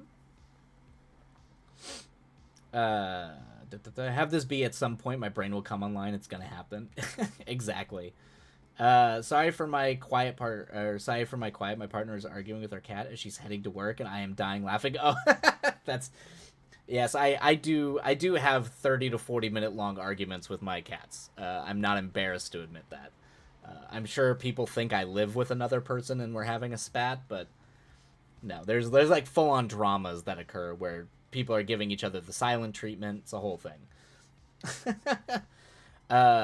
Mr. DeCat. I name Alistair after the dragon. Oh, Dragon Age Alistair. Yep, I know. I know the one you're talking about.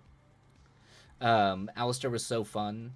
Yeah, yep, loved. I share the next part, next 15K, and yeah, I love writing them. Yeah, yeah, I can tell. I can tell. You can always tell when people write their favorites, and I can tell that he's definitely one of them. I'm gonna say, as far as vibe go, I prefer what you're doing here to Harry Potter. Agreed. I definitely agree with that, Mr. Ghostly. Absolutely.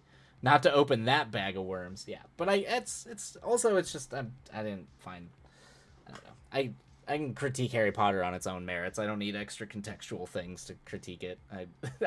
I disliked Harry Potter early, far off early before any of that stuff came out. But the magic school is clear. It's absolutely fantastic. So I'm digging it. I'm digging it a lot. Um, do. Go say I might need to change my name now. Change my name now. There's a great one about fighting a magic school called Fighting Magical Ends in Fire. Okay. I'll give that a look. All right. So I think let me get yours up here, Ghostly, and then we'll do yours next, and that'll be the rest of stream is doing Ghostlies. I was inspired by Total Drama Island. Oddly enough. Total Drama Island? Is that like a reality TV show? It sounds like, I mean, Total Drama Island sounds like a TV show. Let's see. Okay, I'm assuming it's the... Okay, I'm assuming it's this one, Ghostly. Oh no, the ads! Is it running ads? Oh, it is. It is running ads. Okay. Where did I get in this? Oh, let me... Actually, really quick.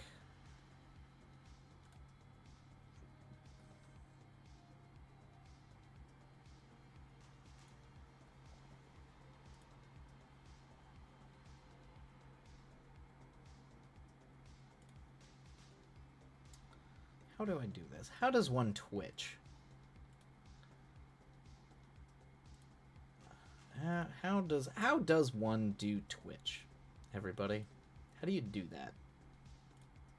I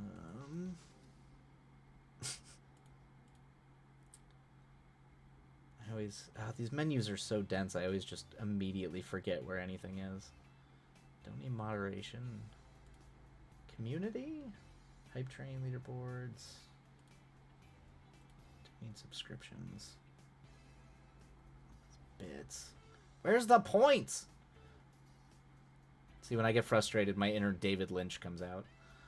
Where's the points?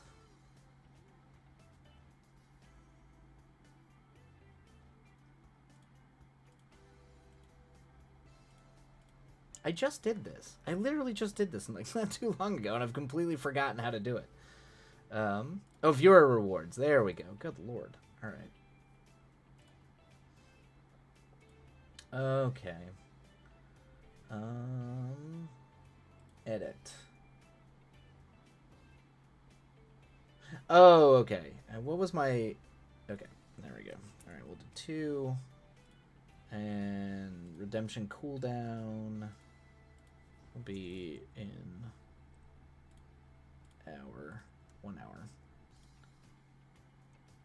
Okay. Okay. I think it works now. Does it work? Yeah, okay. Okay, here we go. Okay, my goal my goal is to stay Elon Musk long enough to eventually get through the whole thing. Okay. You finished chapter 1. Got it. Thank you. Thank you, Ghostly. Where are we? Okay, chapter 2. A lot of caffeine, my friend. That's a great way to Twitch. Yeah, it clearly is. At some point, I need to figure out when my like year-long affiliate thing comes in, because I think that's coming up. I think it's been almost a year. I should probably do something for that. I don't know what, but you should be able to redeem it now, Ghostly. I think I changed it, so now it should let you. It should let you do the thing. Do.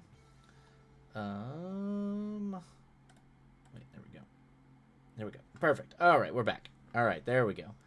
I have returned, Lord Jesus. I cannot wait to get my next paycheck so I can subscribe and turn this fucking ads off, sweet Jesus. Oh god, I'm sorry. I literally try to keep these ads only on the breaks so no one gets like waylaid by them during like during the writing sprints, cuz the worst thing is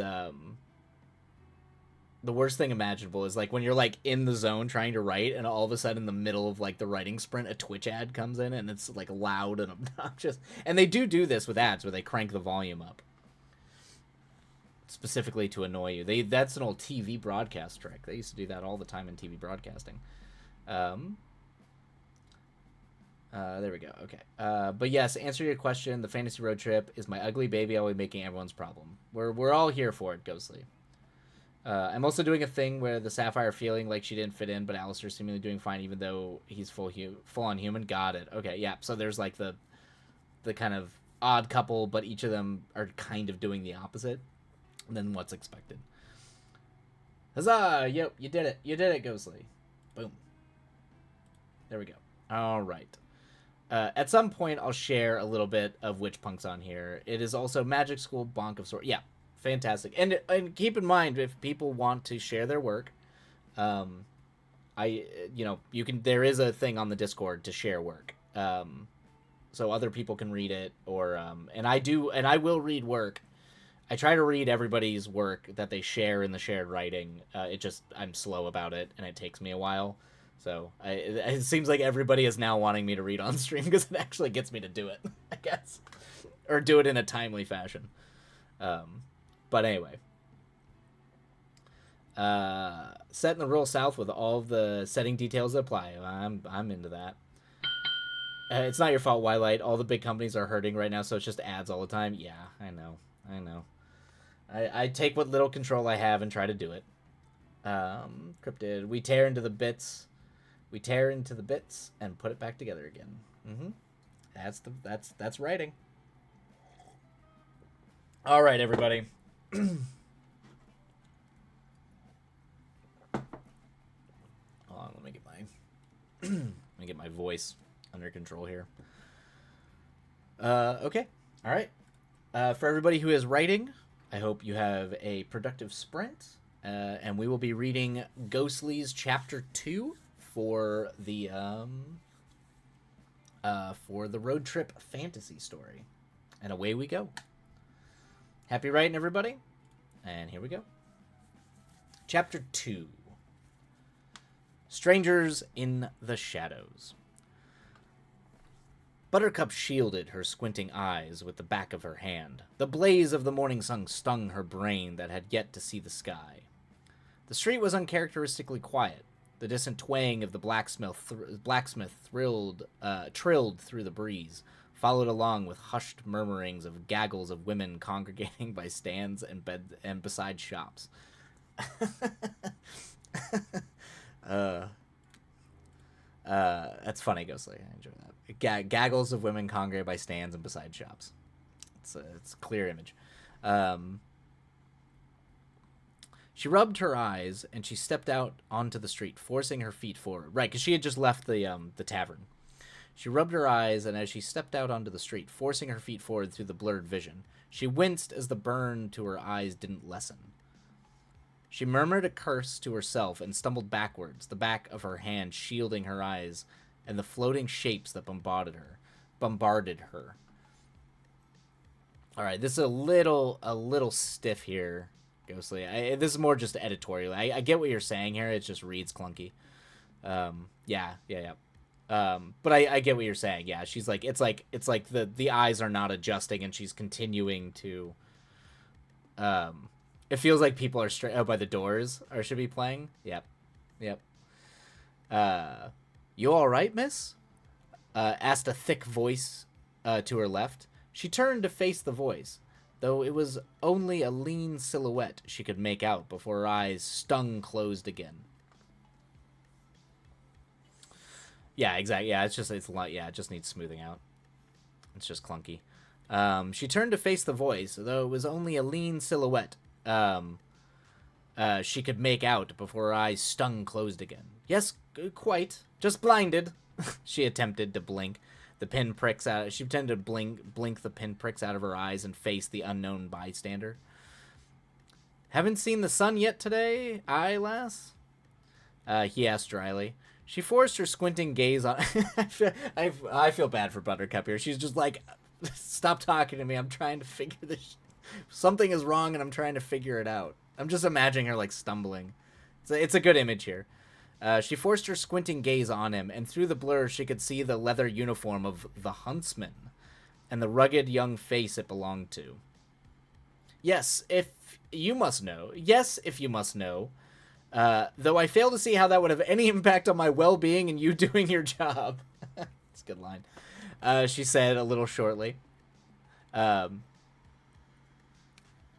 brow was furrowed from the sun through her.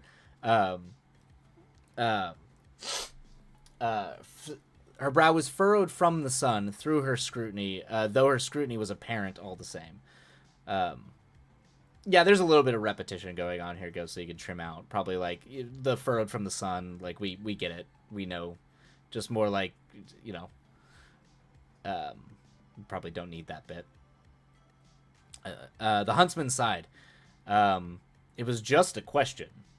Would you have preferred I assume you hung over, Miss Autumnbow? He asked just as shortly, a singular eyebrow raised. She rubbed her eyes one final time before forcing them all the way open. Deep shadows cut under her eyes, along with a long-drawn look to her face of someone that had not slept in far too long. Well, deep shadows cut under her eyes, along with a long-drawn look to her face of someone that had not slept in far too long. Got it. Okay. This is phrased a little odd, but okay, I see what you're saying. Well, thank you for your concern, Mr. Gellens, but I am fine. G'day to you now. She gave him a half-hearted nod before turning to go back down the road. That's okay, much easier to trim down the net in. Exactly. Yep. Hold on there, miss. He spoke up, still a little sharp edge to his tone. Your brother was causing trouble again. She froze in the middle of the street, though her eyes were on the dirt at her feet. She could feel as a few of the eyes of the townsfolk latched onto her. I will speak with my family once I get home, thank you, Logan, she said, through a tight jaw, a tight jaw without looking back at him. She started up again down the road. Nice, good little character moment there. Still a little. Some of the sentences are still a little phrased, a little funky. It's just a little short. This is definitely a Deep South color vibe, which I like. Nice, very cool. Yes, yeah. I said, hold on, he said, this time louder. She froze once more. She froze. Yeah, the dialogue's fantastic, Ghostly. I said, hold on, he said again, this time louder. She froze once more, though her shoulders drew back with tension.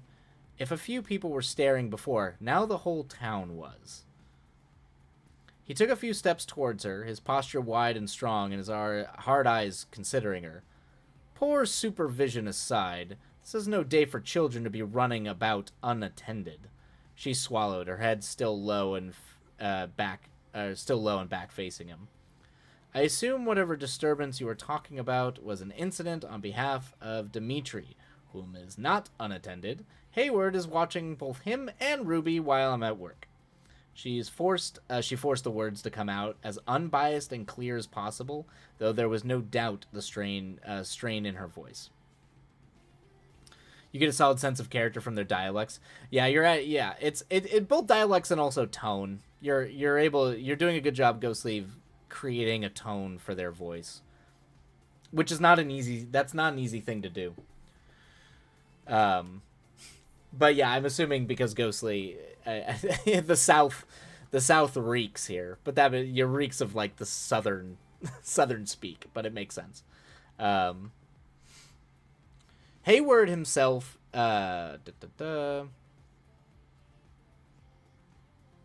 My parents got the shit from our neighbors and yeah, you're definitely writing from experience. You definitely you're able to capture the town very well. And it's leading into just how suspicious and alien from the first chapter, Ghostly, where they're everyone's kind of on edge and everyone's kind of freaking out already, so everybody's already a little tense and distrustful. So it's a good like addition to that. Do do do. Hayward himself is little better than a child, Buttercup. Logan took a final step toward her, taking her by the shoulder and turning her back to face him. His hard, even eyes met her bloodshot, exhausted gaze. She wrenched her shoulder out of his grasp and backpedaled a step. He is 15 years old, which, if I am not mistaken, is the same age you were when you joined the cabin. There was a raw, animalistic exhaustion behind her gaze that made way for the lack of all patience. So if you wouldn't mind, Master Huntsman Gallons, I will take care of my family, and I will keep them out of trouble. With that, she spun around and took a long stride away from him. Buttercup Ottenbow, I will not ask you to cease again, he snapped. Oh man, this is, a huntsman. Yeah, this dude is a cop. This is like a straight up cop. Man. He snapped. A hushed murmuring rose up from a few gaggles of women. A hushed murmuring rose up from the few gaggles of women by the stands, and the men working in the street and on the shop front. Buttercup's feet halted in the dust. She clenched her fists but said nothing. Yeah, you got a couple run-ons here, but you're doing okay. Logan stood a few feet behind her, keeping more distance than before. Let's see, my parents got the, because God's forbid your children be at home on super, yeah, right, latchkey life. This guy is such a dick, it's great, yeah, 100%. Thank you, I like them rough before I fix them. Logan stood a few feet behind her, keeping more distance than before. I am, as you put it so mockingly, a master huntsman. Oh yeah, he would. The fragile egos of men. It is my solemn and honored duty to protect the citizens of Westshire. That includes your Ottenbow brood. His voice was loud and steady, though what he spoke next was notably quieter. I am certain you have heard the demon Damascus was seen in the area this morning. I am further certain that I should not have to explain that he is a threat, perhaps the worst Westshire has to face. It is without saying that no children should be out unprotected on such a day as this. A low scoff escaped her. They wouldn't be unprotected if you did your job. Oh man, this is turned into a full-on spat. I was not ready for a spat to happen, Ghostly. I figured, it was just a... this is a full-on street showdown. The fact that you're saying he would, even though we met him 1 page ago, exactly, yeah. That's you've nailed the character type. I mean, you literally are like cop man. Demon Damascus is actually a chill dude, like big Hellboy vibes. Boom.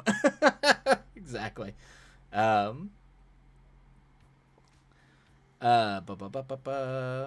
His hard face furrowed with mounting annoyance. I would hold my tongue if I were you, he said tightly. I will not deny your competence in providing for your family. So I will ask you to not undermine mine in regards to my duty. Her head cricked just slightly. And her fist trembled. Oh, Master Huntsman, you have done far more than just deny my competence. But I do not think now is a time to rehash old slop. She looked over her shoulder and met his eye with a razor sharpness. You have a demon on the prowl, and I would hate to distract you any longer. The mutterings of the townsfolk grew louder as their attention moved up and down the road. Oh man, this is going to wind up in the newspaper the next day. Logan's jaw tightened as he met her sharp stare with one of his own. Be about your business, Miss Ottenbow. And you see that to my family of yours, or I will. She kept venomous eyes contact for one moment longer before she turned her gaze back down the road and pressed on, ignoring the blatant stares and whispers that followed her. Yep. Nice. Boom. Yeah, just an awkwardly phrased thing here, Ghostly.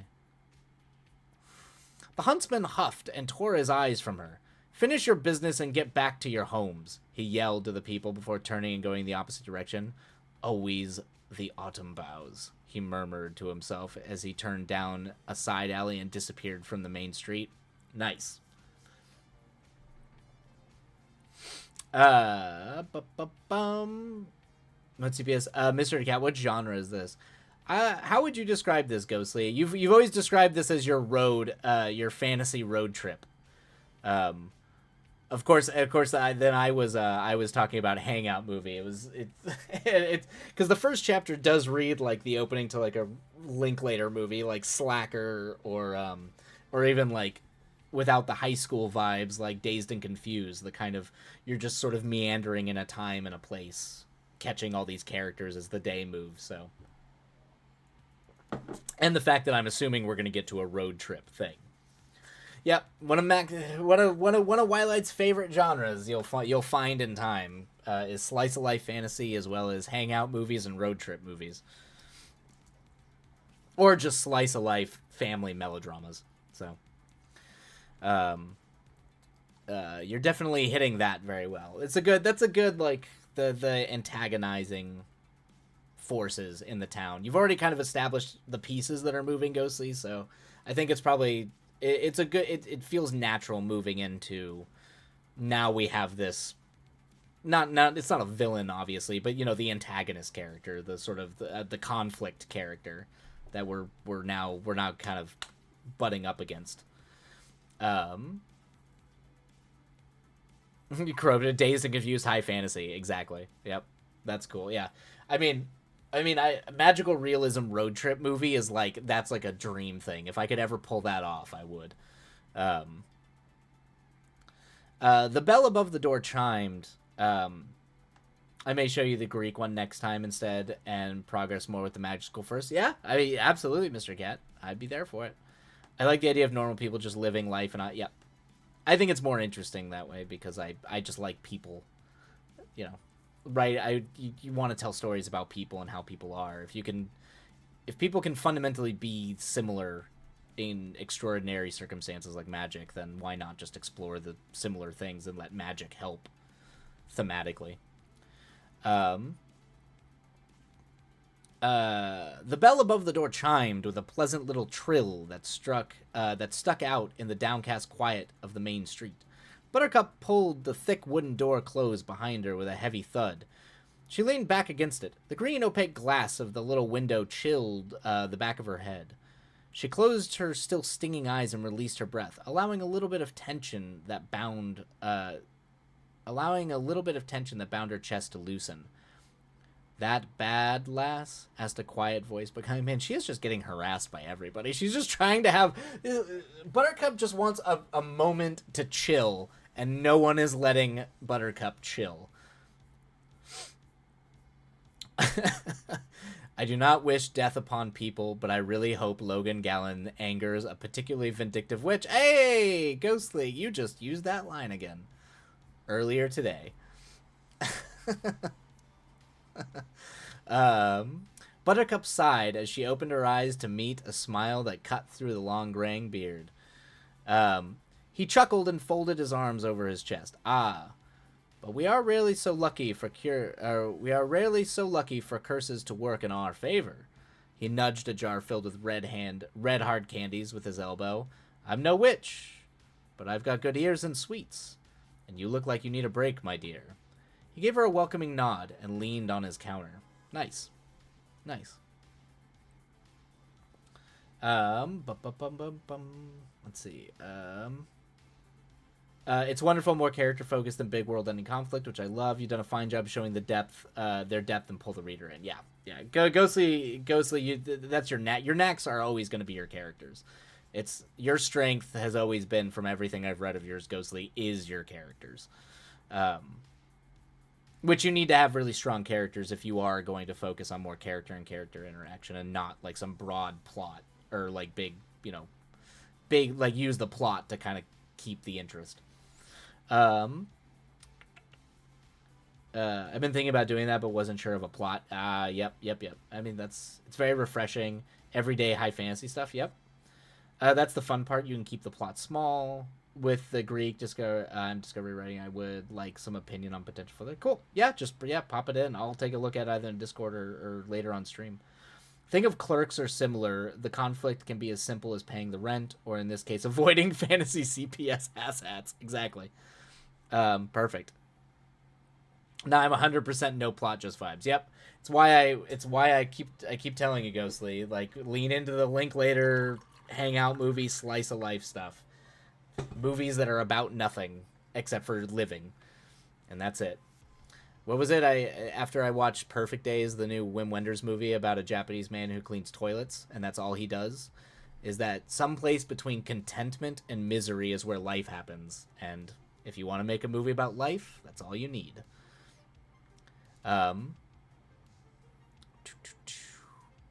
Let's see here. Where are we at? There we go. Buttercup felt her own scowl fall victim to a small smile as she pushed herself off the door. The shop was small, but packed expertly to fit anything you could imagine. One wall was dedicated to food and cooking supplies, while little shelves across the way held stationery and sewing things. She leaned against the well-worn wooden counter and rested her face in her hands. "Thank you, Ferdinand." She forced a deep breath in and out of her lungs. "It's just life, you know?" He nodded and took the lid off the jar of candies, tipping it towards her. "I understand. I am well acquainted with Lady Time and her cruel, unfortunate sense of humor." Nice. That's a great line. Fantastic line. She took one of the candies and struck in her cheek, her eyes meeting with his, a thoughtfulness behind them. "I was doing okay. I was keeping it together today. I would argue that I was even feeling all right.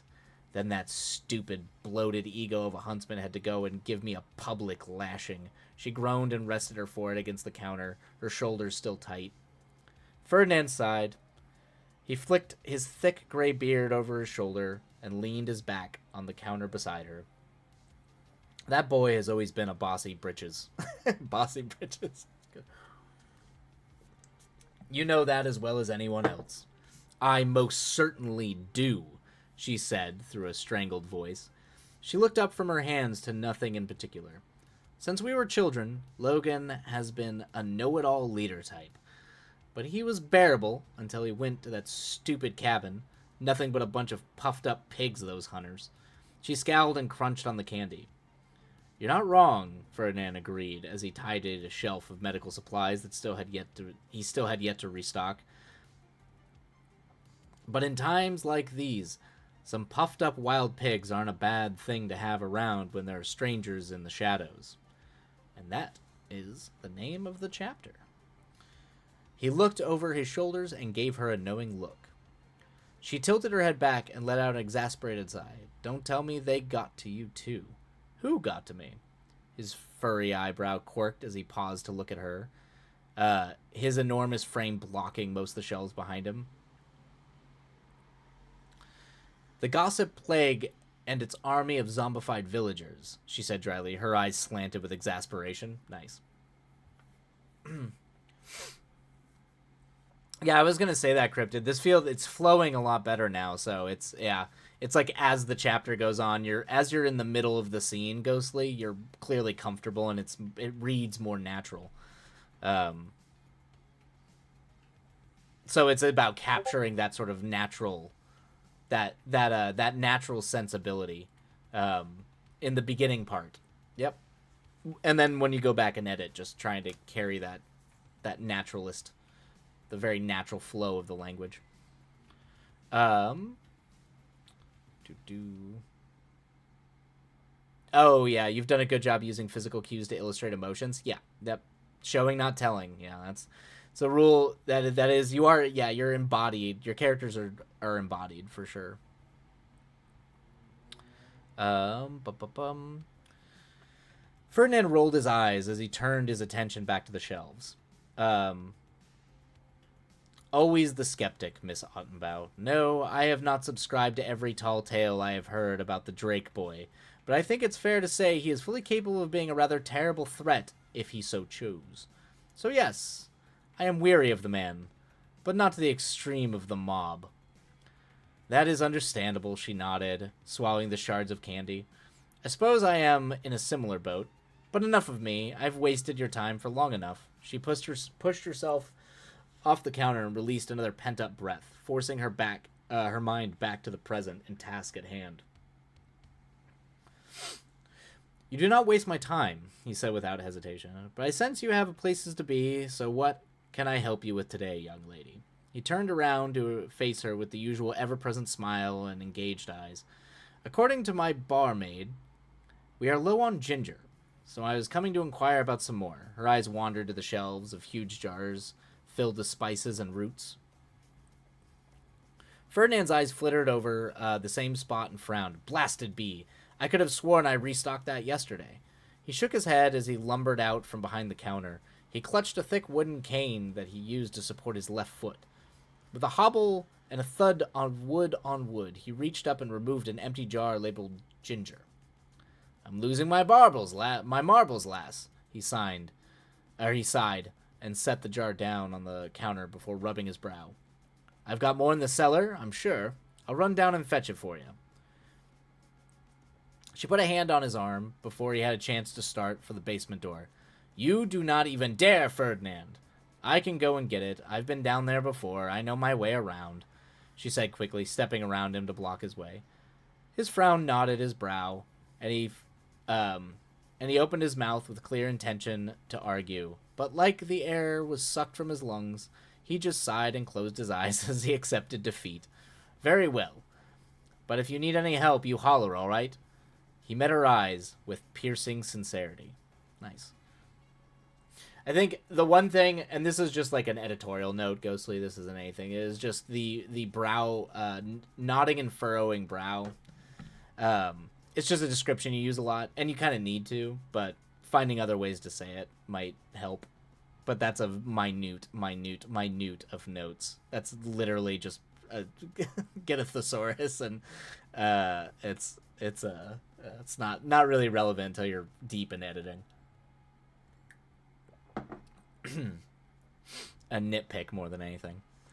She managed a very thin smile. Of course, Ferdinand, though I don't think that will be necessary.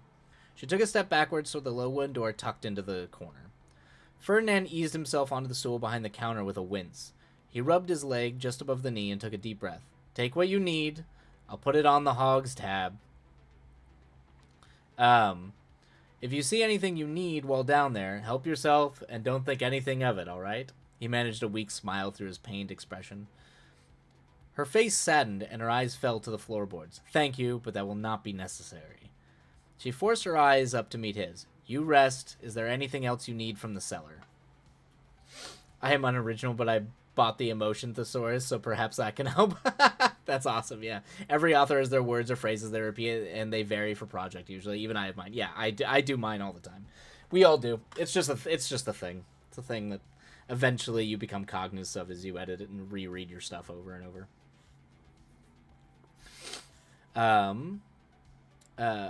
He shook his head and looked off to his shop. No, my shop hand Alaric will be in shortly. Just get all you need, dear. He sighed as he continued to massage his leg. Getting old is the sweetest tragedy, my lady. When you finally reach a place where your mind is at rest with life's understanding, your body is too old and worn to do anything with it. Oh, the perpetual struggle. Oh, Alaric. Okay, gotcha. Thank you, Ghostly. Alaric. Oh, Alaric. Got it. Yep. Alaric. That is, you're getting into a little bit of your Southern Gothic there, Ghostly. Getting into that little bit of, like, mortality and existential dread with kind. Yeah, that's a good line. It's good. Thoughtful. It's a thoughtful line. He chuckled at that, clearly not actually bothered by the words. He smiled and shook his head as his gaze fell, a reminiscent dissonance shining in his stare. After a moment, he caught himself um, slipping and shooed away the thought of his hand. But enough of my old man ramblings. You help yourself, dearie. I knew Dead South was the right soundtrack. It fits really, really well. I dig it. Yeah. I am a fan. It's actually fitting that I just read this because I was going through a Faulkner phase and I was reading a bunch of Faulkner. So, I mean, this is obviously far more understandable than, much clearer than Faulkner, but the sort of southern hospitality, southern gothic vibes. It's hitting those. Buttercup nodded her affirmation as she backed up to the door, keeping a saddened eye on him as she went.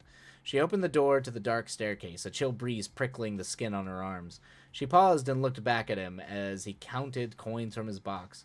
Perhaps that witch in the eerie woods can help, she thought, her hand lingering on the cold brass knob.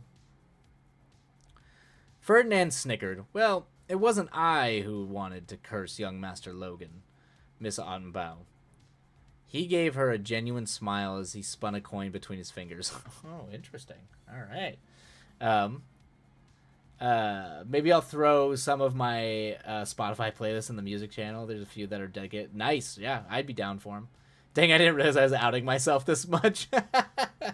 In a good way. Yeah, absolutely. I need to start naming my random story. I need to start naming my random story. Took me an age to find that Lincoln. Oh, gotcha, Mr. Cat. All right, here we go. Okay. Buttercup rolled her eyes and tried to hide the amusement on her face. I can dream, she said over her shoulder. She nicked the lantern that hung on the hook by the door and lit it with a flint and steel that hung on a tether from the same hook. A chill ran down her spine as she stepped down the first stair and pulled the door closed behind her. The darkness swam around her eyes, around her as her eyes readjusted once more. She held her dim light before her, which only cut through the murk enough for her to see the next two steps. There we go. Let's see. Wait, hold on. So around her, I lost my spot. Okay. The stairs squealed as her boots as she descended deeper into the dark. Okay, the stairs squealed as her boots as she descended deeper into the dark. Okay, yeah, just clear that up. Her hand trailed down the old wobbly handrail as she went, and after what felt like far too long, her boots met the dirt floor with a dusty poof. Oh, there we go. And that is the end of that sprint. We'll start the down timer. Yeah,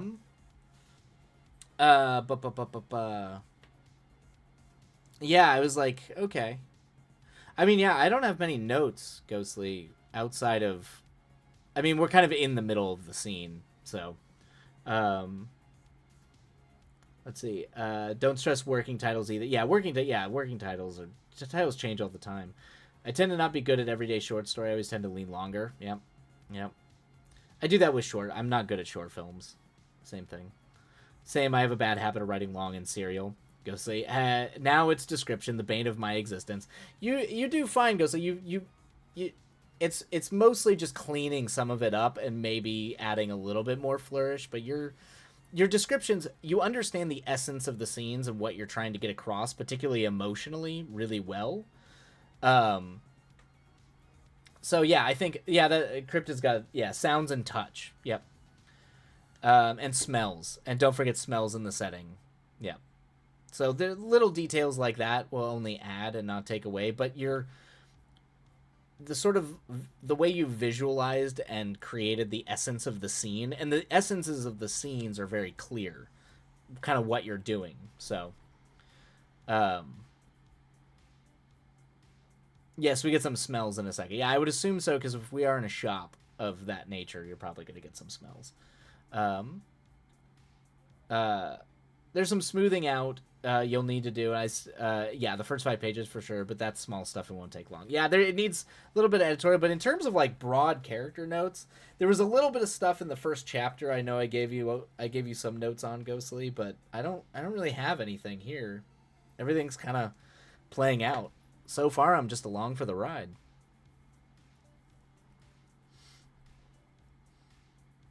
I usually hate descriptions, both reading and writing, so getting over that hump. Yeah, you move it. Dialogue is your joy and love. You're strong characters and strong dialogue, and those two oftentimes go hand in hand. Um, you've got you definitely have a very clear understanding of how the characters work, their motivations, how they feel. You do a really good job of getting into their emotional headspace and understanding kind of how they're feeling at any given moment, what their motivations are.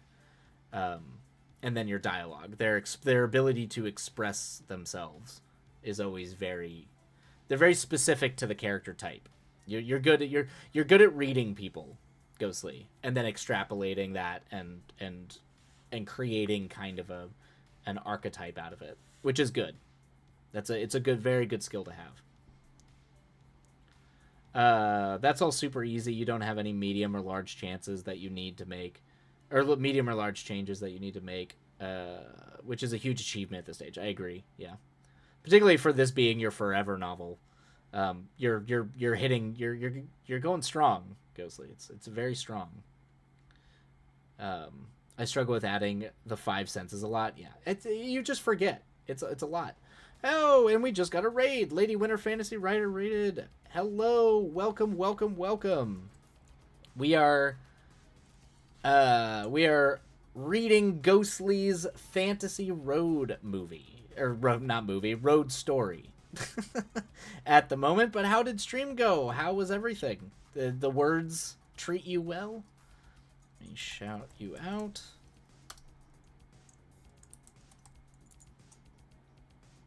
Boom. How was the stream? Dude, this would be a very boring movie. I don't think... Hey, man, don't tell Richard Linklater that. There's already more stuff happening in this than in a Richard Linklater movie. Oh man, and I feel bad if you just raided in and got hit by ads. So if you did just get hit by ads, I apologize. Good stream, awesome, great. I got a bit of world building done. Boom, progress is always progress, Lady Winter. Fantastic. That's good. That is good. But thank you so much for the raid. For those who don't know me, I'm Wilight. If you don't know, I write screenplays and movies, but today we are reading Ghostly's story and giving feedback and notes. We'll be doing it for about another 35 minutes or so, and then that'll probably be it for stream this eve. But bam.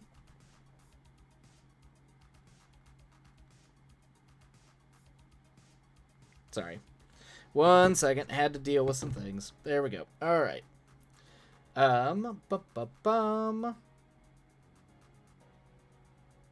It most certainly would not. I would love this movie. Yeah, I agree. This would absolutely be my kind of movie. Shade. That's awesome. Well done. Yeah. Crypto, you haven't even seen the first chapter. It would be awful. No, the first chapter is great because it's fine. It needs some cleaning up, but it's not bad. And thank you for the ice going to... Of course, Mr. DeCat. But that is good. Lady Winter, I hope the word... Oh, and Princess is here to say hello, Lady Winter Fantasy. So for everybody who just came in, this is Princess. She likes to make sure everybody knows she's here and she's got things to say. So I will let her take over. It's Princess's stream now, everybody. I do simple... Raid and run, of course. Have go eat food, make a dinner, and thank you so much for the raid. A delight to see you once more. Have a lovely, lovely time zone. Rest and eat up. Princess is the bestest girl. Princess is she's sweet. Oh, you're just gonna. We'll see if she mutes the mic.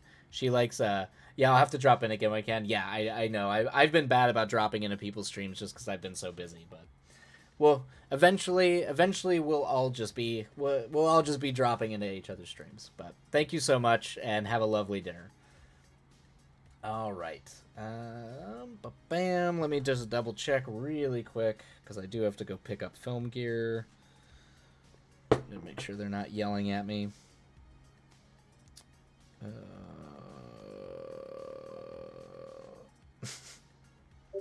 I feel like sometimes when I do that, I just sound like the ghost from The Grudge. Just like okay. Let's see. Um. mm.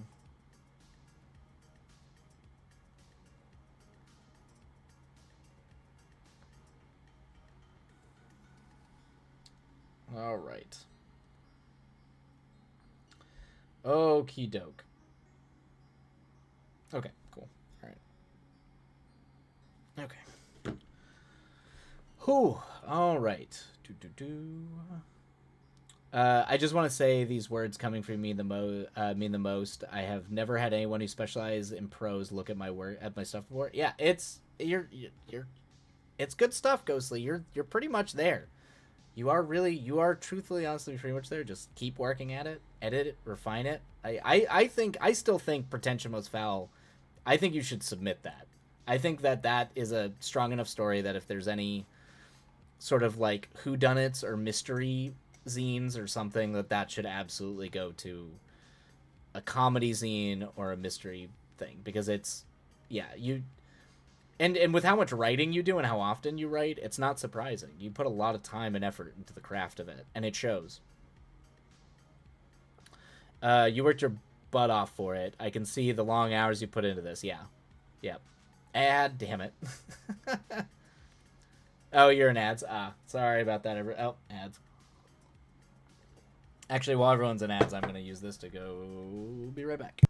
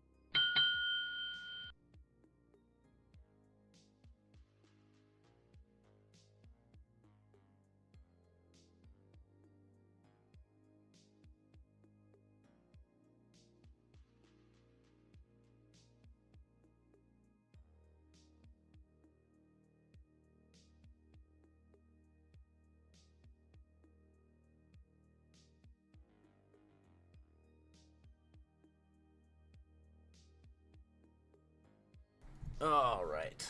Okay. Everybody free? Sorry about that, everybody. You know how the ads be. How the Bezoses, the Bezoses, and the Zuckermans and all them be. Um.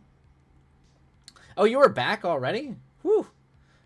Give Princess a head pat for me. I shall. She got many, and she will get more.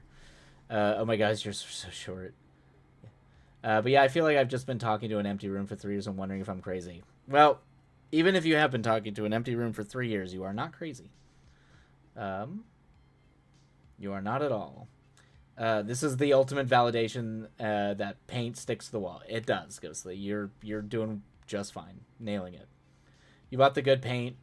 You did not use Valspar. Nice.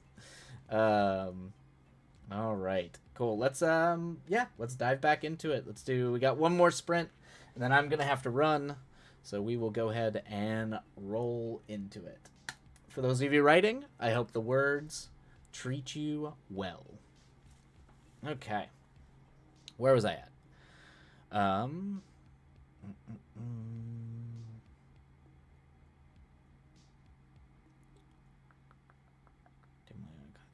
There we go. Okay. The stairs squealed. Yeah, spooky basement. The stairs squealed as her, but yeah, that's right. That was this. This needs a little bit clearer, but I know what you mean. Her hand trailed down the old wobbly handrail as she went, and after what felt like far too long, her boots met the dirt floor with a dusty poof. She coughed the thick, cold air that stank of mildew, dirt, and fermentation. Yep, got some smells. The lantern illuminated the first shelf that lined the basement like ribs. She turned down the first row of the first row that had half a dozen wine barrels stacked on their sides, dust coating the top of them like fresh snow. The aisle she meandered down was neatly arranged with canned goods and preserves, all labeled and perfectly in their place. Some of which also dusted with dust, while others looked as if they had been placed there just the day before. Yeah, it's very detailed. Very, very detailed. It's good. It's good, Ghostly. I can start seeing you're doing the thing you do where you have you are mixing. I've noticed you're mixing your sentence cadences up a little bit because you had that repetition where you just kept writing the same structured sentence every time. But you're mixing it up a little bit. So that's good. That's good. It's like different types of descriptions. On the second lowest shelf was a lined bucket, I assume. Not a speck of dust tarnishing it. She kneeled down on one knee with a grumble and set her lantern in the dirt beside her. Buttercup pulled Backet. Is Backet a thing that I just don't know what that is? Is a Backet a thing? Am I dumb? Or do you mean bucket? Oh no, it's a box. Scottish term for a wooden box. Got it. I just didn't know what that was. Got it. There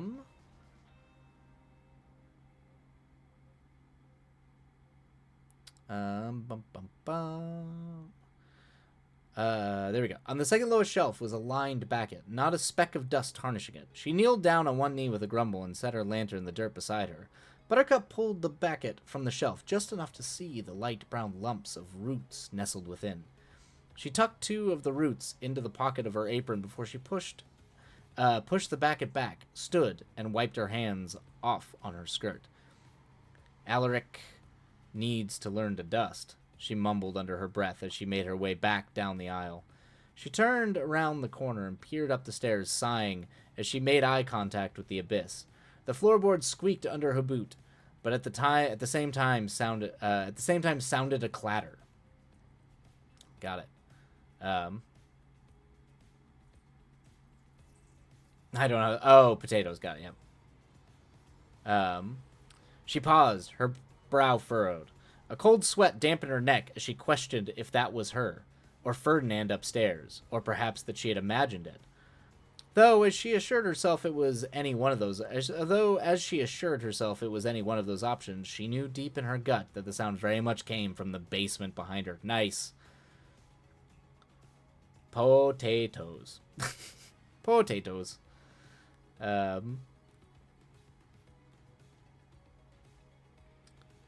That's good. That's a good build-up, Ghostly. And also, like, that, just this, like, it's a good way to, like, describe in her own state of mind that, you know, the conflicting moment of assuring yourself that it could have been anything, but you really know that it came from behind you. That's a good thing. Yep. A dustling of horror for me. Yep. Thank you so much, Ghostly, because you know I'm going to appreciate it. Building that tension.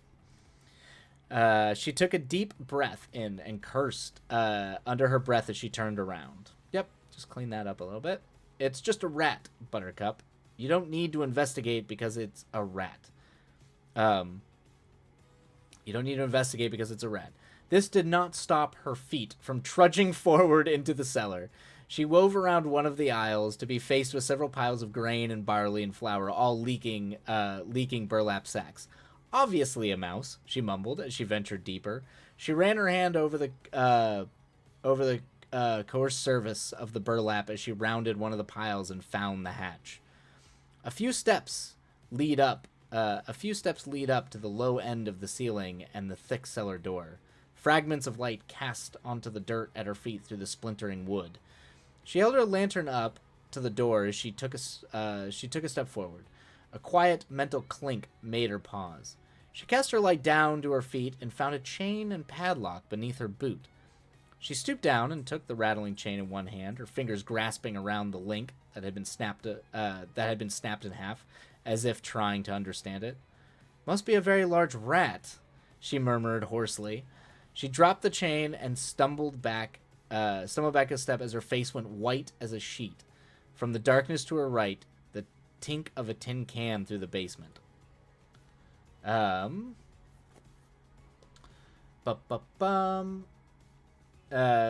like, could be a monster, it could be just a cat.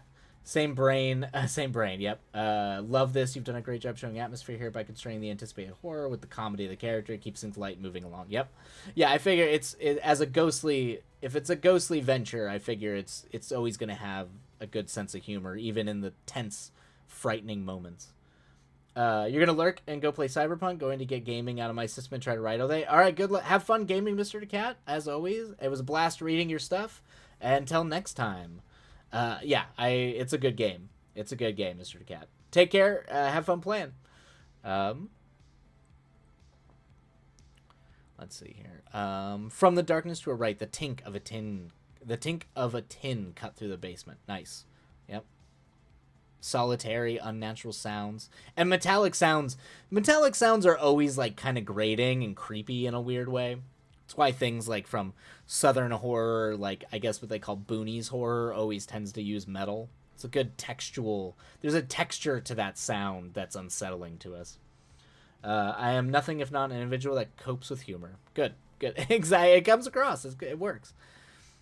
She froze, her head slowly turning to the darkness. She raised her lantern to it, and with small, painstaking steps, she wound her way around another group of shelves. To the far corner, where sat another bundle of barrels, set away from the wall just enough for something to hide behind it. Buttercup swallowed her heart that had jumped in her throat, and set her jaw as she forced one foot in front of the other. One swift motion, she swung herself around the barrels and thrust her lantern into the nook. She released a heavy breath and lowered her lantern as a small barn mouse scurried from a small hole in a bag of grain to a metal can utilized as a hiding spot. "You, sir, are a devious creature," she breathed. My only note here, and this is kind of like a horror movie tropey thing, just visually thinking about it in my head, is you kind of build up the tension of her moving in a swift motion. She swings herself around in barrels and thrusts the lantern into the nook, so you got this big action. And then you go, she released her heavy breath and lowered her lantern. So I'm already feeling the relief. It's kind of, it depends on how you want to do it, but in my brain, I would start your description revealing that it's a barn mouse scurrying and then have her reaction. That's just me, though. That's just me in terms of, and that might also come from the fact that generally when I write screenplays, I write it visually with the way they're shot in mind. It can work both ways. Staying in her headspace and not it can go both ways. It just depends how you want to approach it. "You, sir, are a devious creature," she breathed. She relaxed her shoulders and pivoted her feet. Yep, so you got your fake scare. Yep, fake spook. Now we got the real one. She relaxed her shoulders and pivoted her feet to turn around. Her lantern clattered to the ground and extinguished as a large, cold hand clamped over her mouth and pulled her into the shadow. Nice. "Don't make a sound," ordered a low, gruff voice. And that is the end of the chapter. All right. Well, a cliffhanger, Ghostly. A cliffhanger. Either one would... Yeah, Cryptid, that's what I mean, is either one works. It depends how you want to approach it. Either one works. I could also consider having her drop something or stumble to show the off balance of too much strength of the blow that ends with air. Yeah, that's true too. Hell yeah, let's go! Dum dum dum! Bite him. Bite the hand! Yeah, exactly. That's fantastic, Ghostly. That is absolutely fantastic. How long is this chapter? Okay, oh, that's a long chapter. Okay. All right, so I'm gonna go ahead and yeah, we'll do chapter 3 next time. That's a pretty long chapter. But leaving on a cliffhanger like that, how cruel of you, Ghostly. Yeah, so we'll go ahead and do that one next time. We will do that one next time. But I am having a blast with this story, Ghostly.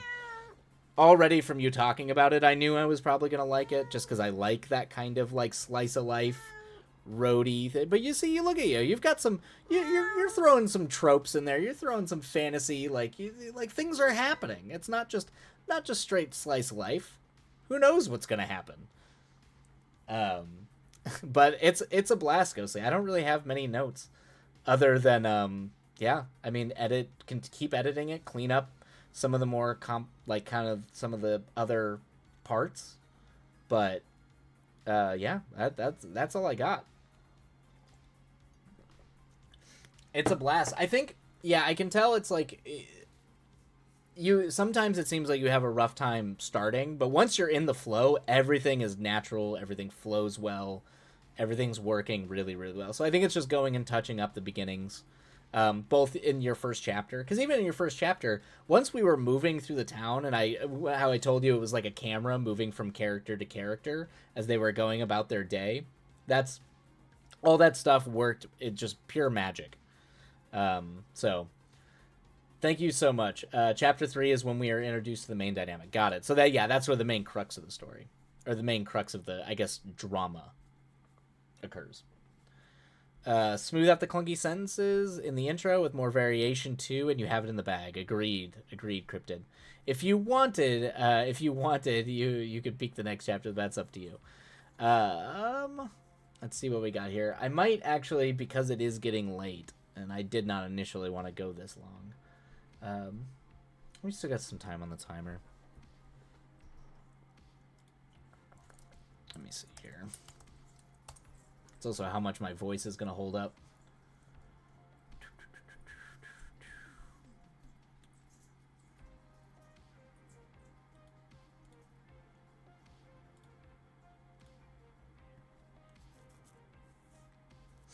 Yeah, you do a fine job with the different camera angles of the scene, which is usually the thing I need to edit out. You've got a really clean draft here. Yeah, that is the other big thing, Ghostly, is this is very clean. It's not a rough draft. And I know you've already been editing it and working on it, but it just needs polish. It feels like polishing. I don't even think there's, as far as I've gotten into it, I don't think there's any big things you need to move around. It's like structurally, narratively, I have no notes. Stop. I will not. Yeah, I mean, hard work and good work should be praised. You have earned this praise, Ghostly. And you earn the praise the same thing with pretentious most foul. Like that's a great story. It's short, so it's zine. It can be submitted to a zine, and it's a really solid story. Are you attacking the child? I woke up one night and he had gotten my bead curtain, my very very chunky orange boy had gotten the bead curtain wrapped around his neck. I don't know how he did it. And I had to like crawl out of bed and save him. What are you?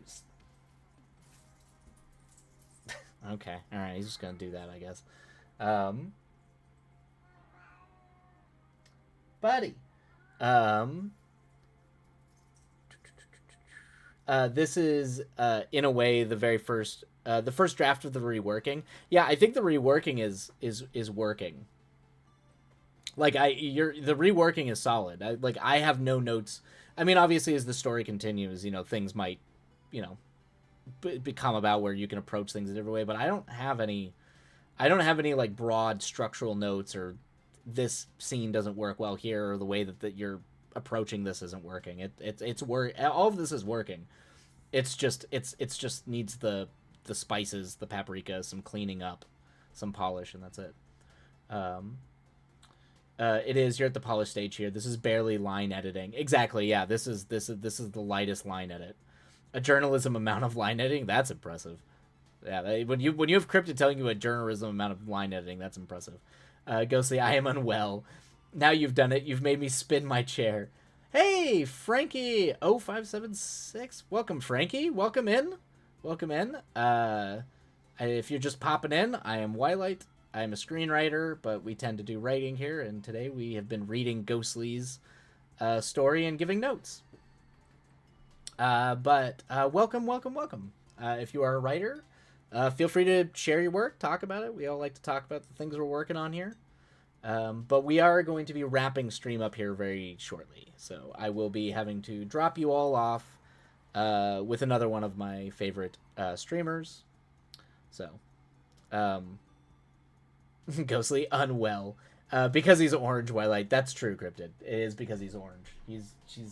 There's something in them that just something. Yeah, people talk about black cats, but it's the orange cats. We all know it's the orange cats. There's something happened along the line. It doesn't need much when it only needs paprika.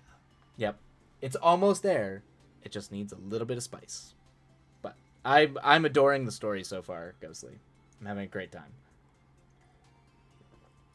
And when it's ready to share, Cryptid, punk rock witches in the South, I'm there for that. I am, any kind of witchy shit, and I'm there for. And if it's punk rock witches, I'm especially there for. My most recent attempt at doing a prose thing was writing about a Victorian. I was trying to write a gothic romance for a gothic romance journal, and it was about a Victorian girl who was adopted by a priest, who was essentially being married off to another priest because she was having romantic compulsions to death, and essentially had a hallucination where she meets death in a 1980s British goth club, and then yeah, that was the whole thing. So I'm punk rock gothy vibes. I'm there for it. So, oh buddy, okay. Oh, the cats are freaking out. I feel like I've gone different directions with every chapter, and I don't know what's going to stick. We'll see. I mean, I'll withhold judgment right now, Ghostly, as we move through things. And we'll see how that goes. But I don't know. There's nothing behind those eyes. They are the himbos of cats. It's true. Shmoo, buddy. Yeah, I don't know what he's doing. 3 is the longest, and it's the only one with no breaks. Got it. Okay. Yeah, we'll dedicate a reading time for 3 then, and to try to get through the whole thing. Also, so my voice is fresh because I can already feel it starting to fray. Where's Cryptid? Listen, if my girl likes Death Takes a Holiday, that's for her to enjoy. You all love Chase. They're such an asshole. They're fantastic. Awesome. I am in it. You sweet man, you flatter me. You're fine, Ghostly, but I thoroughly enjoy reading your work. So, always a pleasure. Always a pleasure. All right. Well, I will need to save up more monies. We'll get there. We'll get there. Don't worry.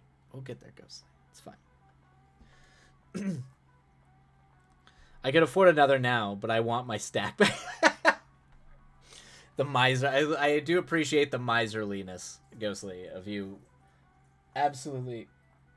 All right, behave. Do not come and pick a fight with her. Okay. They're grooming, so we all know how cats groom, where it's like 2 seconds of grooming before they start beating the crap out of each other.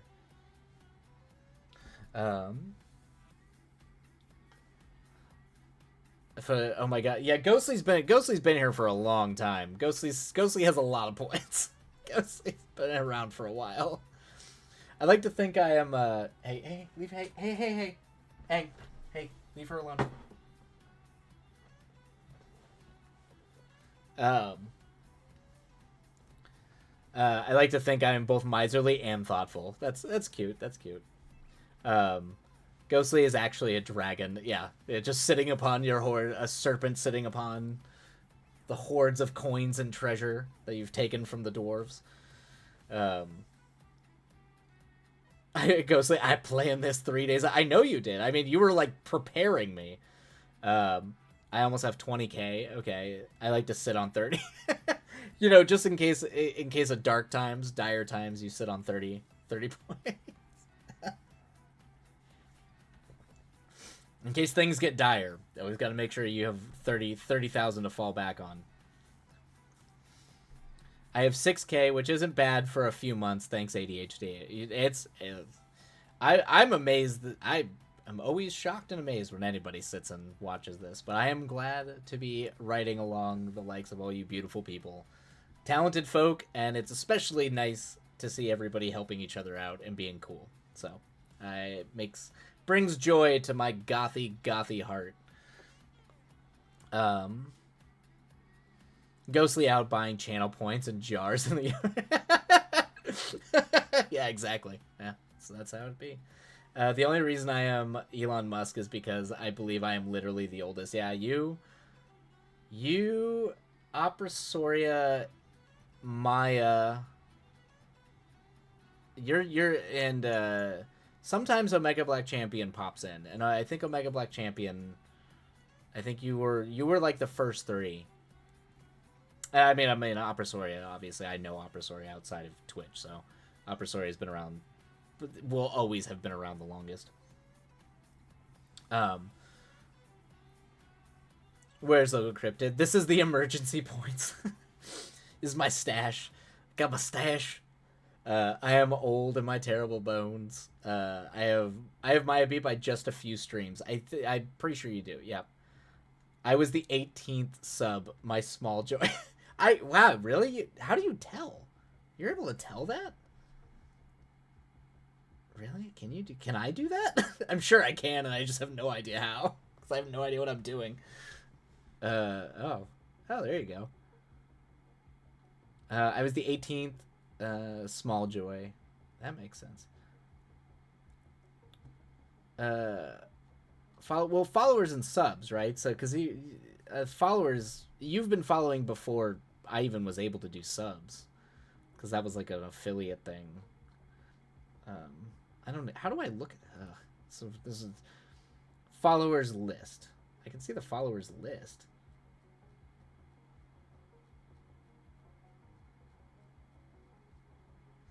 Let's see here. Okay, yeah, all right. The first two are people I know. Actually, the first three are people I know in real life.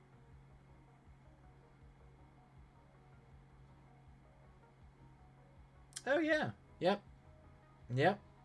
You're right. Yep. Yeah, I remember it was, yeah. You, Maya, and Omega Black Champion were like the first three that kind of popped in. Yep. Look at that. So yeah, that's why Ghostly has what Ghostly has. Because Ghostly's been around a long time.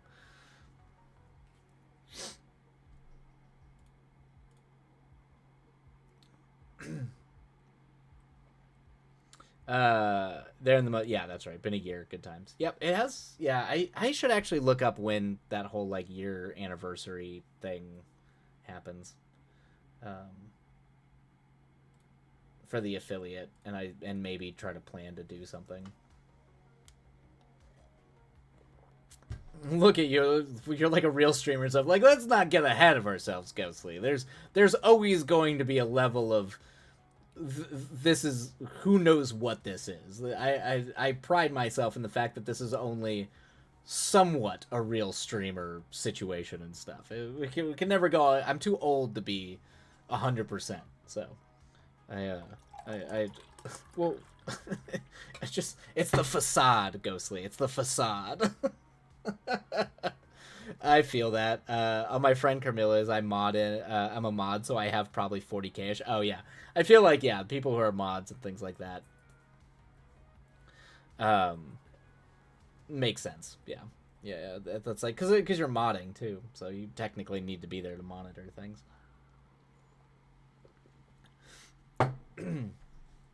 This is the only stream I sit in regularly. As well, thank you, Ghostly. It's always nice to know that it provides some sort of vibe and space that people enjoy. So, and I enjoy having you all here. Um, but I think we are going to once the timer's up and everybody's kind of done with their sprinting. I think we're gonna drop everybody off at E to the Liz because I think she is streaming, and I will send for everybody who wants to keep on doing writing sprints. Same. There were a few I used to, but when they changed it up, and now they're just too damn loud to focus. I like the chill vibes here. They're like the writer streams are loud. There's a few that I've dipped in that they're pretty chill. You can't get rid of it. You can, but please don't. It's all right, Ghost. You're fine. No one's getting rid of you. Um. I mean, maybe. Like yeah, I know there's a few streams that are like like there's stuff happening all over the place and it's like overwhelming for me, but um there's like a few folks I follow, but this is the one I actually get work done. Okay, that's good. That's my goal. My goal has always been to make a stream where people feel like they actually do get work done. It's why I do get distracted and will rant and go over break times way more than I probably should, but I do really genuinely try to stop myself from doing that. It's also why I try to do like dedicated chat streams because yeah, I feel bad. I want to try to at least somewhat be responsible for letting people get their shit done. Um, when they have loud keyboards, I just can't. Oh yeah, the clackers. Yeah, yeah. And we give each other shit for for our weird editing quirks because editors. That yeah. I mean that's great. My keyboard is loud enough. Yeah, I like the quiet keyboards. I've always been that way. There's some with loud music and noises, and then multiple. Oh, the mini games. Yeah. So that's the. I know a lot of streamers do like the word like coffee and them do the was it word anvil of words. I can't remember. I know that the games that people play. Um. Uh. But but yeah, that was kind of yeah, I can't it's too distracting. I wouldn't be able to get any work done with a game like that. So um yeah, that's why I haven't done any of that. Not to mention you have gotten a pretty good writers here, Kafka. Not to mention you have gotten a pretty I mean, you should be talking yourself up, Ghostly. Yeah, there's good writers in this group. Look at you. You're like Mr. DeCat. I mean, everybody. I mean, Oizel's got fantastic. Her. I still haven't finished her thing, but her thing's fantastic. Um, yeah. I mean, yeah. There's great writers in here, and very supportive writers, which is what I'm most proud of. Um, same. I'm loud enough when I angry type quiet keyboards. For me, I never want to annoy my housemates too badly. Yeah. Yeah. I try to keep it pretty quiet. I don't. That's just how I am. I feel that in the marrow of my bones, Ghostly. English go night night. I was like cryptid more than anybody probably knows. Like just the man, just make English go away. Oh man, where's my phone? Okay.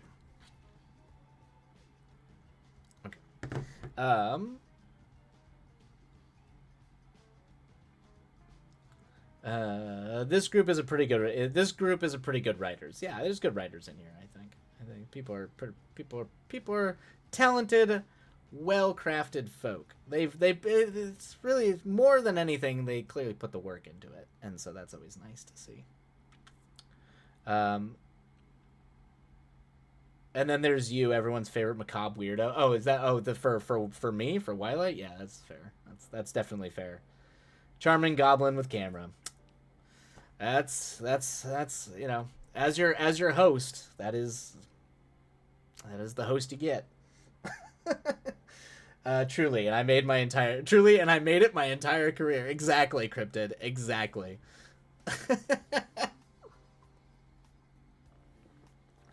Because gotta spite the boomers who said you can't use an English degree. Yeah, that's.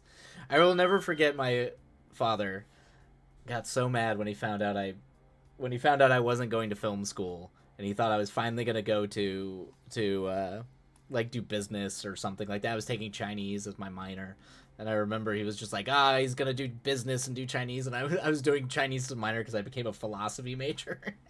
I was doing comparative philosophy. I just watched all those dreams die in my father's eyes when he found out I was a philosophy major. It's like, well, if I can't do film, that's where I'm gonna go. Mildly jaded Miyazaki type. Yep, that's what you get. That's what you got. All right, everybody. That is the end of that sprint for everybody who is writing. I hope the words treated you well. We are going to go ahead and drop in and say hello to one of my other favorite streamers, E to the Liz. But before we do that, I just want to let you know that I love you all. You are all beautiful, talented, lovely people. I love reading your work. And yeah, and that'll be it for this week. And we will be back next week. I wanted to try to get a Sunday stream in, but I'm probably not going to be able to. So, till then, I hope you all... What's happening?